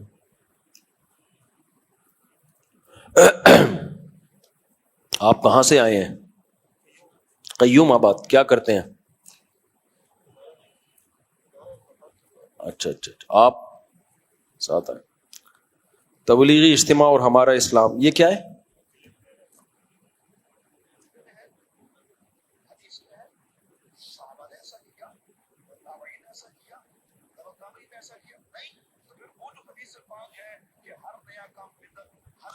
یہ پرانا اشکال ہے. یہ تبلیغ والوں پہ اعتراض کرتے ہیں کہ تبلیغ میں جو اجتماع ہوتے ہیں کیا صحابہ نے کیے, کیا قرآن میں ہے, کیا حدیث میں ہے. تو اگر یہ تبلیغی اجتماع بدعت نہیں ہے تو پھر ہمارے بھی جتنے ہم کام کر رہے ہیں وہ بھی بدعت نہیں ہے. السلام علیکم. دیکھو سوری میں یہ بات پہلے مکمل کر لوں. تبلیغ میں جو اجتماع ہوتا ہے وہ مقصد نہیں ہے. دین کی تبلیغ کے لیے کوئی بھی طریقہ کار وضع کیا جا سکتا ہے زمانے کے لحاظ سے. پہلے صحابہ کے دور میں لوگ گھوڑوں پہ جایا کرتے تھے, اب ہوائی جہازوں میں جاتے ہیں. کوئی کہے ہوائی جہازوں میں جانا تو ثابت نہیں ہے. بھائی وہ طریقہ جو بھی اس دور میں سوٹیبل ہوگا اس کو اختیار کیا جائے گا. تو اس کا سنت اور بدعت سے تعلق نہیں ہے. تو اصلاح کے لیے کوئی بھی طریقہ ایجاد کیا جا سکتا ہے. بعض اکابر میں معمول یہ تھا کہ آپ سے اچھی خوراک چھڑوا دیا کرتے تھے تاکہ آپ میں برداشت پیدا ہو. اب کوئی کہ یہ کہاں سے ثابت ہے کہ کھانا پینا چھڑوا دو. بھائی موٹیویشن کے لیے, پریکٹس کے لیے, انسان کو مشقتوں کا عادی بنانے کے لیے کچھ بھی کروایا جا سکتا ہے اس سے. جبکہ جو بدعتی لوگ جو بدعتیں کر رہے ہوتے ہیں ان کا وہ طریقہ نہیں ہوتا کہ کسی اور چیز تک پہنچنے کا ذریعہ, بلکہ وہ ذریعے ہی کو انہوں نے وضع کیا ہوتا ہے دین میں. اس ذریعے ہی کو وضع کیا ہوا ہوتا ہے انہوں نے دین میں, جس کا نبی صلی اللہ علیہ وسلم سے ہمیں کوئی ثبوت نہیں ملتا. تو کبھی بھی باطل آدمی جب کوئی اعتراض کرے نا تو آپ اس کے اعتراض کا جواب دینے کے بجائے اس پہ الٹا اعتراض کر لیا کرو. آپ کہا کرو کہ اچھا تم جو کچھ کر رہے ہو اگر یہ بدعت نہیں ہے تو پھر بدعت ہے کیا, آپ خود بتا دو ہمیں. پھر بدعت کسے کہتے ہیں؟ کوئی قسم ہوگی نا بدعت کی. حدیث میں جو آتا ہے ہر بدعت گمراہی ہے, تو وہ آپ خود بتا دو وہ کیا ہے, وہ کون سی والی بدعت مراد ہے اس سے. وہ کہے گا زنا کرنا, شراب پینا, تو کہا یہ تو ویسے ہی گناہ ہے نا, یہ بدعت تھوڑی ہے, یہ تو ویسے ہی گناہ ہے. تو آپ خود بتا دو دین میں کیا ایجاد کریں گے تو ہم اسے کہیں گے کہ یہ کیا ہے, یہ بدعت ایجاد ہے. مفتی صاحب آپ سے ایک سوال ہے جس کی وجہ سے دوستوں میں اکثر جھگڑا ہوتے ہوں گے. شیطان کو اللہ نے آگ سے کیوں بنایا جبکہ وہ فرشتوں کا سردار رہا ہے؟ یہ تو کہیں بھی نہیں ہے کہ شیطان فرشتوں کا سردار تھا. یہ اعتراض تو جب بنتا ہے جب یہ اعتراض تو درست ہونا, یعنی یہ بات مان لی جائے. تو کہیں بھی نہیں ہے کہ شیطان فرشتوں کا سردار تھا. شیطان جنات کا سردار تھا, فرشتوں کا سردار نہیں تھا. باقی یہ کہ اللہ نے اسے آگ سے کیوں بنایا, یہ ایسا ہی ہے جیسے کوئی ہم پہ اللہ نے ہمیں مٹی سے کیوں بنایا. کمپنی والوں نے شیمپو کی بوتل پلاسٹک سے کیوں بنائی, کیا خیال ہے بھائی؟ آپ نے یہ پرس چمڑے سے کیوں بنایا, آپ نے اپنا گھر سیمنٹ بجری سے کیوں بنایا. اگر یہ آپ سیمنٹ بجری سے بناتے ہو, امریکہ والے لکڑی سے کیوں بناتے ہیں؟ تو بنانے والے کی مرضی بھائی, جو اس کو جو چیز سوٹیبل لگی اس کے لیے اس نے اس سے بنا دی. تو اللہ میاں نے آگ سے بنا دیا. آگ سے نہیں بناتا تو آپ اس سے پوچھتے کہ اللہ نے پھر جنات کو لوہے سے کیوں بنایا؟ تو کسی نے کسی چیز سے تو بنانا تھا نا. آگ سے بنانے میں ایک حکمت یہ تاکہ نظر نہ آئے. جنات آگ سے بنے ہوئے ہیں, اسی وجہ سے ہمیں نظر نہیں آتے. شکر کرو نہیں آتے نظر. اگر ہمیں جنات نظر آتے تو ہم پھر کسی کو نظر نہیں آتے, ہم مارکیٹ سے شارٹ. وہ لطیفہ میں سناتا ہوں نا, ایک عمارت کئی 100 سال پرانی تھی, لوگ ڈرتے تھے اس میں جاتے ہوئے کہ اس میں کہیں جنات ہیں. تو کسی نے کہا کہ میں کب ہے کچھ نہیں ہے جنات ونات, میں جاتا ہوں.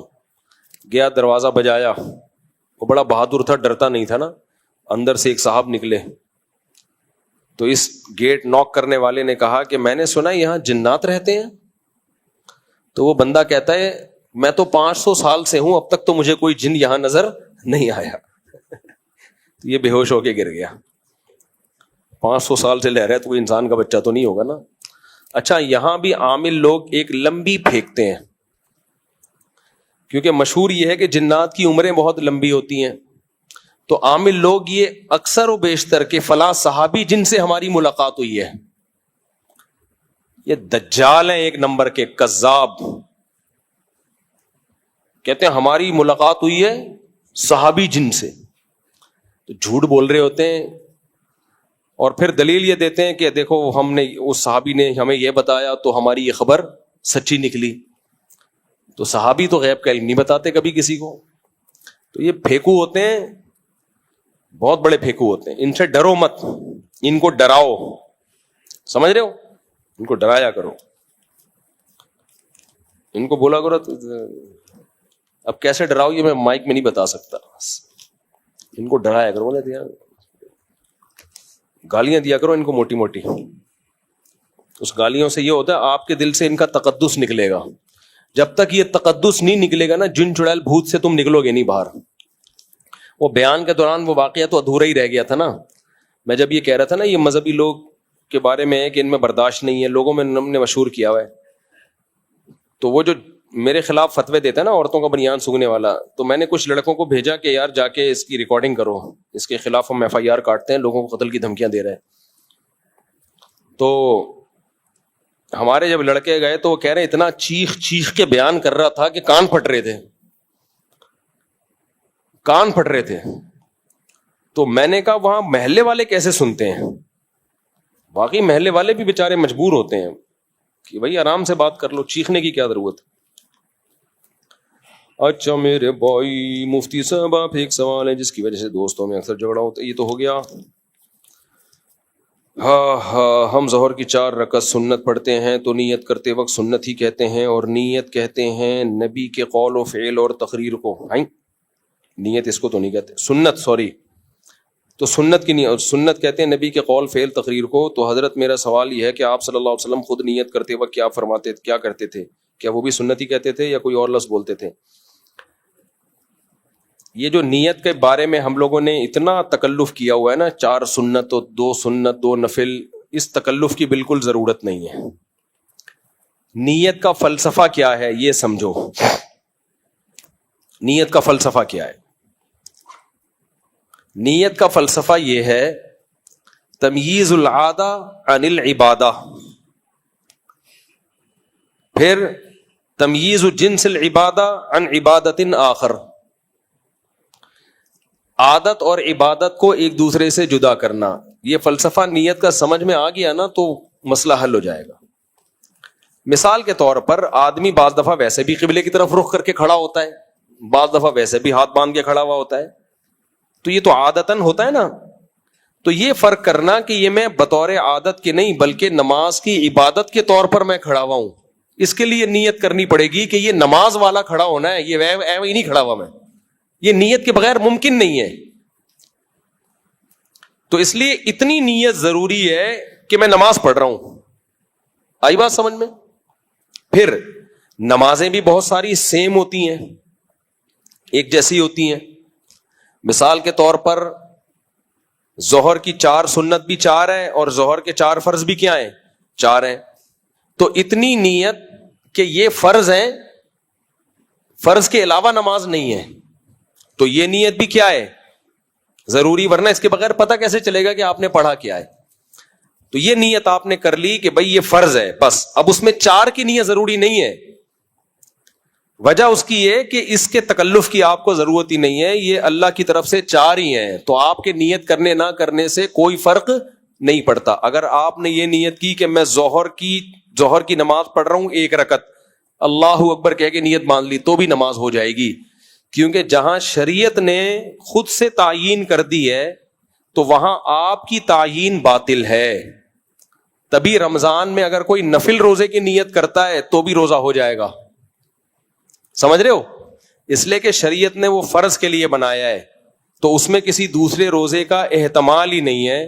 تو اب رمضان میں یہ نیت کہ میں رمضان کے روزے کی نیت کر رہا ہوں, یہ تکلف ہے. آپ نفل کی نیت کرو, آپ جو مرضی نیت کرو, رمضان کا روزہ ہی ہوگا. ہاں روزے کی نیت ضروری ہے, اس لیے کہ بعض دفعہ رمضان میں ویسے بھی آدمی نہیں کھا رہا ہوتا. بیٹھ جائیں بھائی آپ صبح اٹھے, آپ کی روزہ ہی نہیں رکھنا, آپ بھوکے ہو, آپ نے کہا کہ چلو 11-12 بجے ناشتہ کروں گا میں, تو اس لیے نیت ضروری ہے تاکہ پتہ چل جائے عادت, یعنی آپ جو نارمل روٹین میں جو نہیں کھاتے یہ وہ والا نہیں کھانا ہے یا عبادت کی نیت سے نہیں کھا رہے آپ, یہ نیت کے بغیر فرق ہو نہیں سکتا. تو رمضان میں آپ کو یہ نیت کرنی پڑے گی میرا روزہ ہے, یعنی میں نہیں کھا رہا یہ روزے کی وجہ سے نہیں کھا رہا. تو صبح ایک دفعہ یہ نیت کر لیں بس کافی ہے. اس میں یہ نیت کہ رمضان کا ہے, شوال کا ہے, کون سا ہے, یہ ضرور, یہ اللہ نے متعین کر دیا ہے کہ رمضان کا روزہ ہے, تو صرف نفس روزے کی نیت یہ کافی ہے. الگ سے رمضان کے روزے کی نیت ضروری نہیں ہے. تو فرض نماز میں 4 رکعت یا 2 رکعت کی نیت ضروری نہیں ہے, اتنی کہ فرض پڑھ رہا ہوں بس. بھلے 1 رکعت کی نیت کر لو, 2 کی نیت کر لو, یہ کوئی وہ نہیں ہے. سمجھتے ہو کہ نہیں سمجھتے؟ اب سفر میں 2 فرض ہوتے ہیں, تو آپ 4 کی نیت بھی کرو گے تو 2 ہی فرض ہوں گے اور ہو جائے گی نماز, کیونکہ وہ اللہ کی طرف سے 2 متعین ہے. اس میں آپ کے پاس یہ رائٹ ہی نہیں ہے کہ 2 کے 4 پڑھو آپ, یا 4 کی 2 کر دو. تو جب آپ سفر میں جاتے ہو فرض کی نیت, لوگ اتنی ٹینشن میں ہوتے ہیں 2 رکعت ظہر کی نیت فرض, منہ میرا قبلے کی طرف, پیچھے اس امام کے, یہ فضول بات ہے بالکل. آپ نے سفر میں جانا ہے, ظہر کی نماز پڑھ رہا ہوں, عصر کی پڑھ رہا ہوں, مغرب کی پڑھ رہا ہوں, عشاء کی پڑھ رہا ہوں, یہ فرق کرو بس. باقی 3 رکعتیں, 2 رکعتیں, 4 رکعتیں, یہ نیت ضروری نہیں ہے آپ کی. سمجھتے ہو؟ سنتوں میں کیا ہے کہ سنتوں میں ظہر سے پہلے 4 سنت ہوتی ہیں, تو بس اتنی نیت کہ نماز پڑھ رہا ہوں میں مطلق صلاح, ظہر سے پہلے نماز, فرض نہیں پڑھ رہا میں فرض نہیں پڑھ رہا, تو وہ خود بخود سنت ہی ہے. وہ 4 سنت جو پڑھتے ہیں ہم, مغرب کے بعد 2 سنتیں ہوتی ہیں, تو بس فرض نہیں پڑھ رہا, تو وہ خود بخود کیا ہو جائیں گی؟ مغرب کے بعد کی 2 سنتوں میں بس آپ نے یہ نیت کرنی ہے کہ کچھ کرنی نہیں, نماز پڑھ رہا ہوں بس کافی ہے, نماز پڑھ رہا ہوں, میں مذاق نہیں کر رہا میں, ٹھیک ہے نا, میں کیا کر رہا ہوں, نماز پڑھ رہا ہوں. تو بس فرض کی نیت نہیں ہوگی تو وہ خود بخود سنت بن جائے گی. وتر میں آپ نے نیت کرنی ہے کہ یہ وتر نماز ہے, کیونکہ 3 رکعتیں تو مغرب کی بھی ہوتی ہیں, کیا پتا چلے گا آپ کون سی پڑھ رہے ہو, قضا تو نہیں پڑھ رہے, تو بھائی میں وتر پڑھ رہا ہوں. اچھا, ادا اور قضا میں ایک اہم بات یہ ہے کہ اگر آپ کی ظہر کی نماز قضا ہو گئی اور آپ وہ عصر میں پڑھ رہے ہو, تو الگ سے قضا کی نیت بھی ضروری نہیں ہے, اس لیے کہ جو ہونا تھا وہ تو ہو گیا. آپ کے ادا کی نیت کرنے سے ادا ہو جائے گی. وہ ادا نماز قضا کی نیت سے پڑھو گے تو بھی ادا ہوگی, قضا نماز ادا کی نیت سے پڑھو گے تو بھی قضا ہوگی. لہذا اس میں ادا اور قضا کے تکلف کی بھی ضرورت نہیں ہے. مثال کے طور پر ظہر کا ٹائم ختم ہو رہا تھا 4 بجے, آپ نے 4:05 پہ نیت باندھی کہ میں ظہر کی ادا پڑھ رہا ہوں. سلام پھرنے کے بعد ٹائم دیکھا, ابے یہ تو قضا ہو گئی, تو اب لوٹانے کی ضرورت نہیں ہے, کیونکہ وہ اللہ کی طرف سے جو ہونا تھا وہ ہو گیا, وہ آپ کی نیت چینج کرنے سے فرق نہیں پڑتا. آپ یہ سمجھے کہ ظہر قضا ہو گئی ہے, 4 فرض آپ نے قضا کی نیت سے پڑھے, سلام پھیر کے دیکھا ابے نہیں بھائی ابھی تو ٹائم باقی ہے, کوئی بات نہیں, ہو گئی نماز آپ کی. سمجھتے ہو؟ وجہ کیا ہے کہ بھائی وہ اللہ کی طرف سے قضا ہوئی نہیں تھی, وہ تو ادا تھی, تو آپ 100 دفعہ قضا کی نیت کرتے رہو. آپ کے ذمے صرف یہ تھا کہ یہ فیصلہ کر لو کہ فرض پڑھ رہے ہو یا سنتیں پڑھ رہے ہو, تو آپ نے وہ جب متعین کر دیا کہ ظہر کے فرض پڑھ رہا ہوں تو بس کافی ہے. اب وہ ادا ہے یا قضا ہے وہ کس کی طرف سے ہے؟ اللہ کی طرف سے. تو نیت اتنا مشکل گاڑا مسئلہ نہیں ہے جتنا لوگوں نے بنا لیا ہے.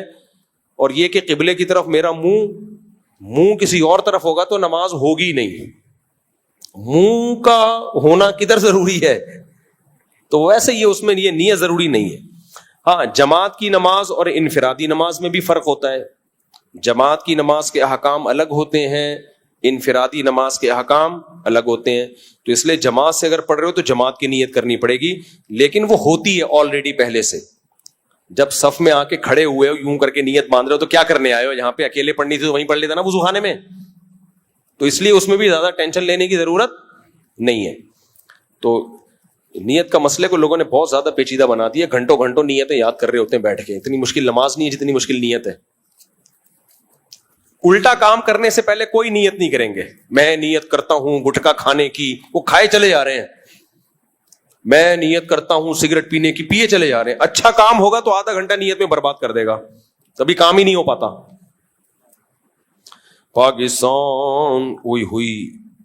پاکستان کی ایک عظیم دینی درسگاہ جامعہ حقانیہ کوڑا خٹک میں خودکش دھماکہ ہوا ہے جس میں کئی نمازی شہید اور زخمی ہوئے. مولانا سمیع الحق صاحب کے صاحبزادے مولانا حامد الحق صاحب بھی جام شہادت نوش فرما گئے.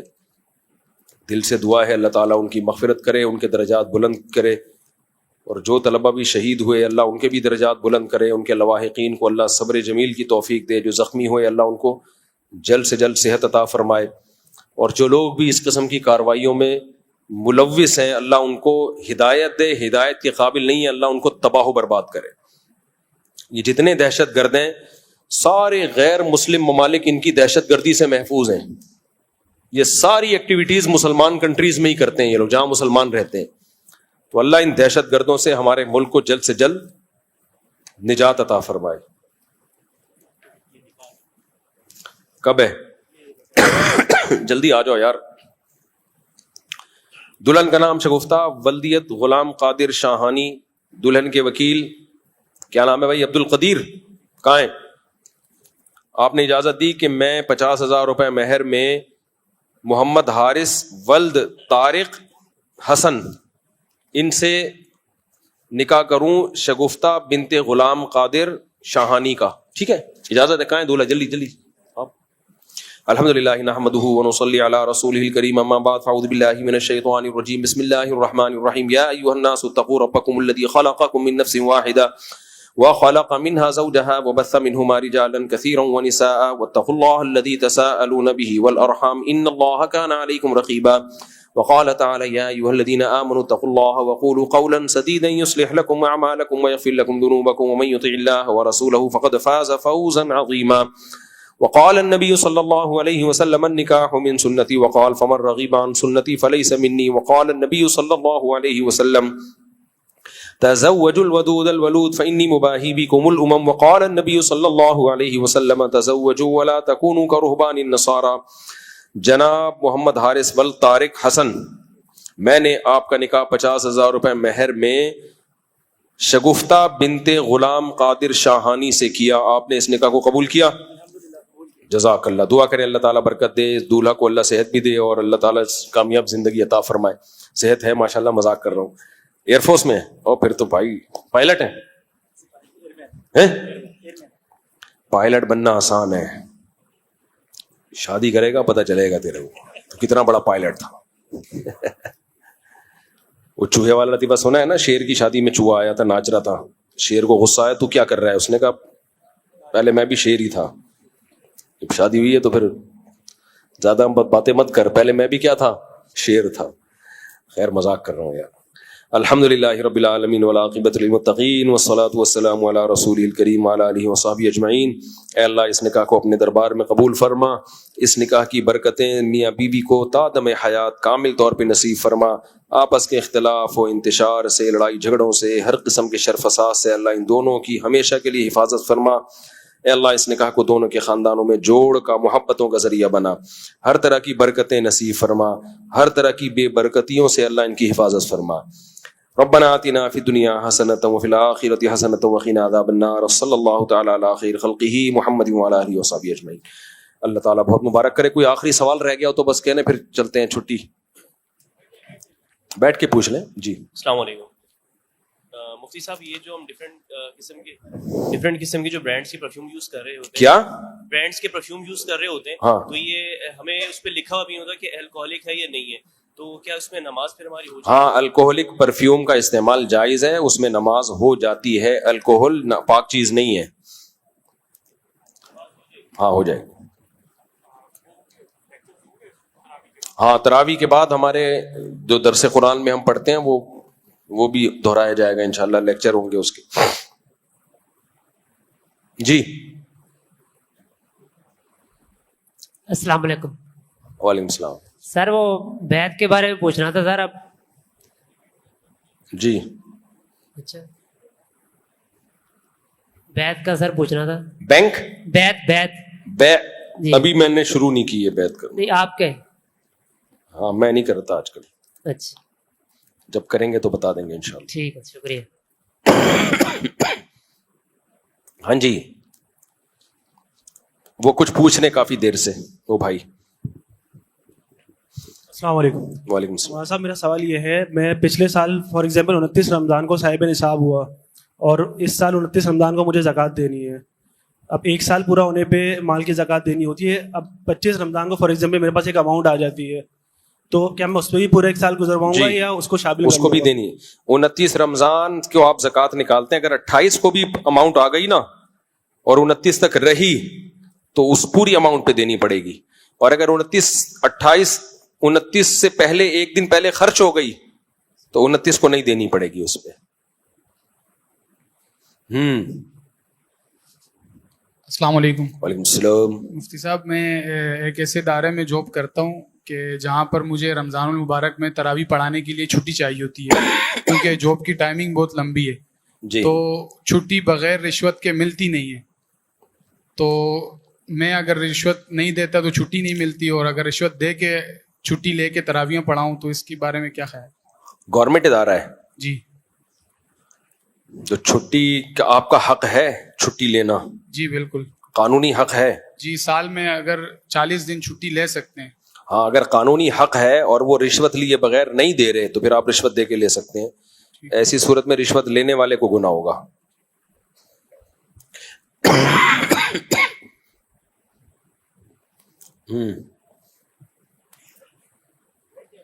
جی جی جی جی جی چلے پوچھ لیتے ہیں.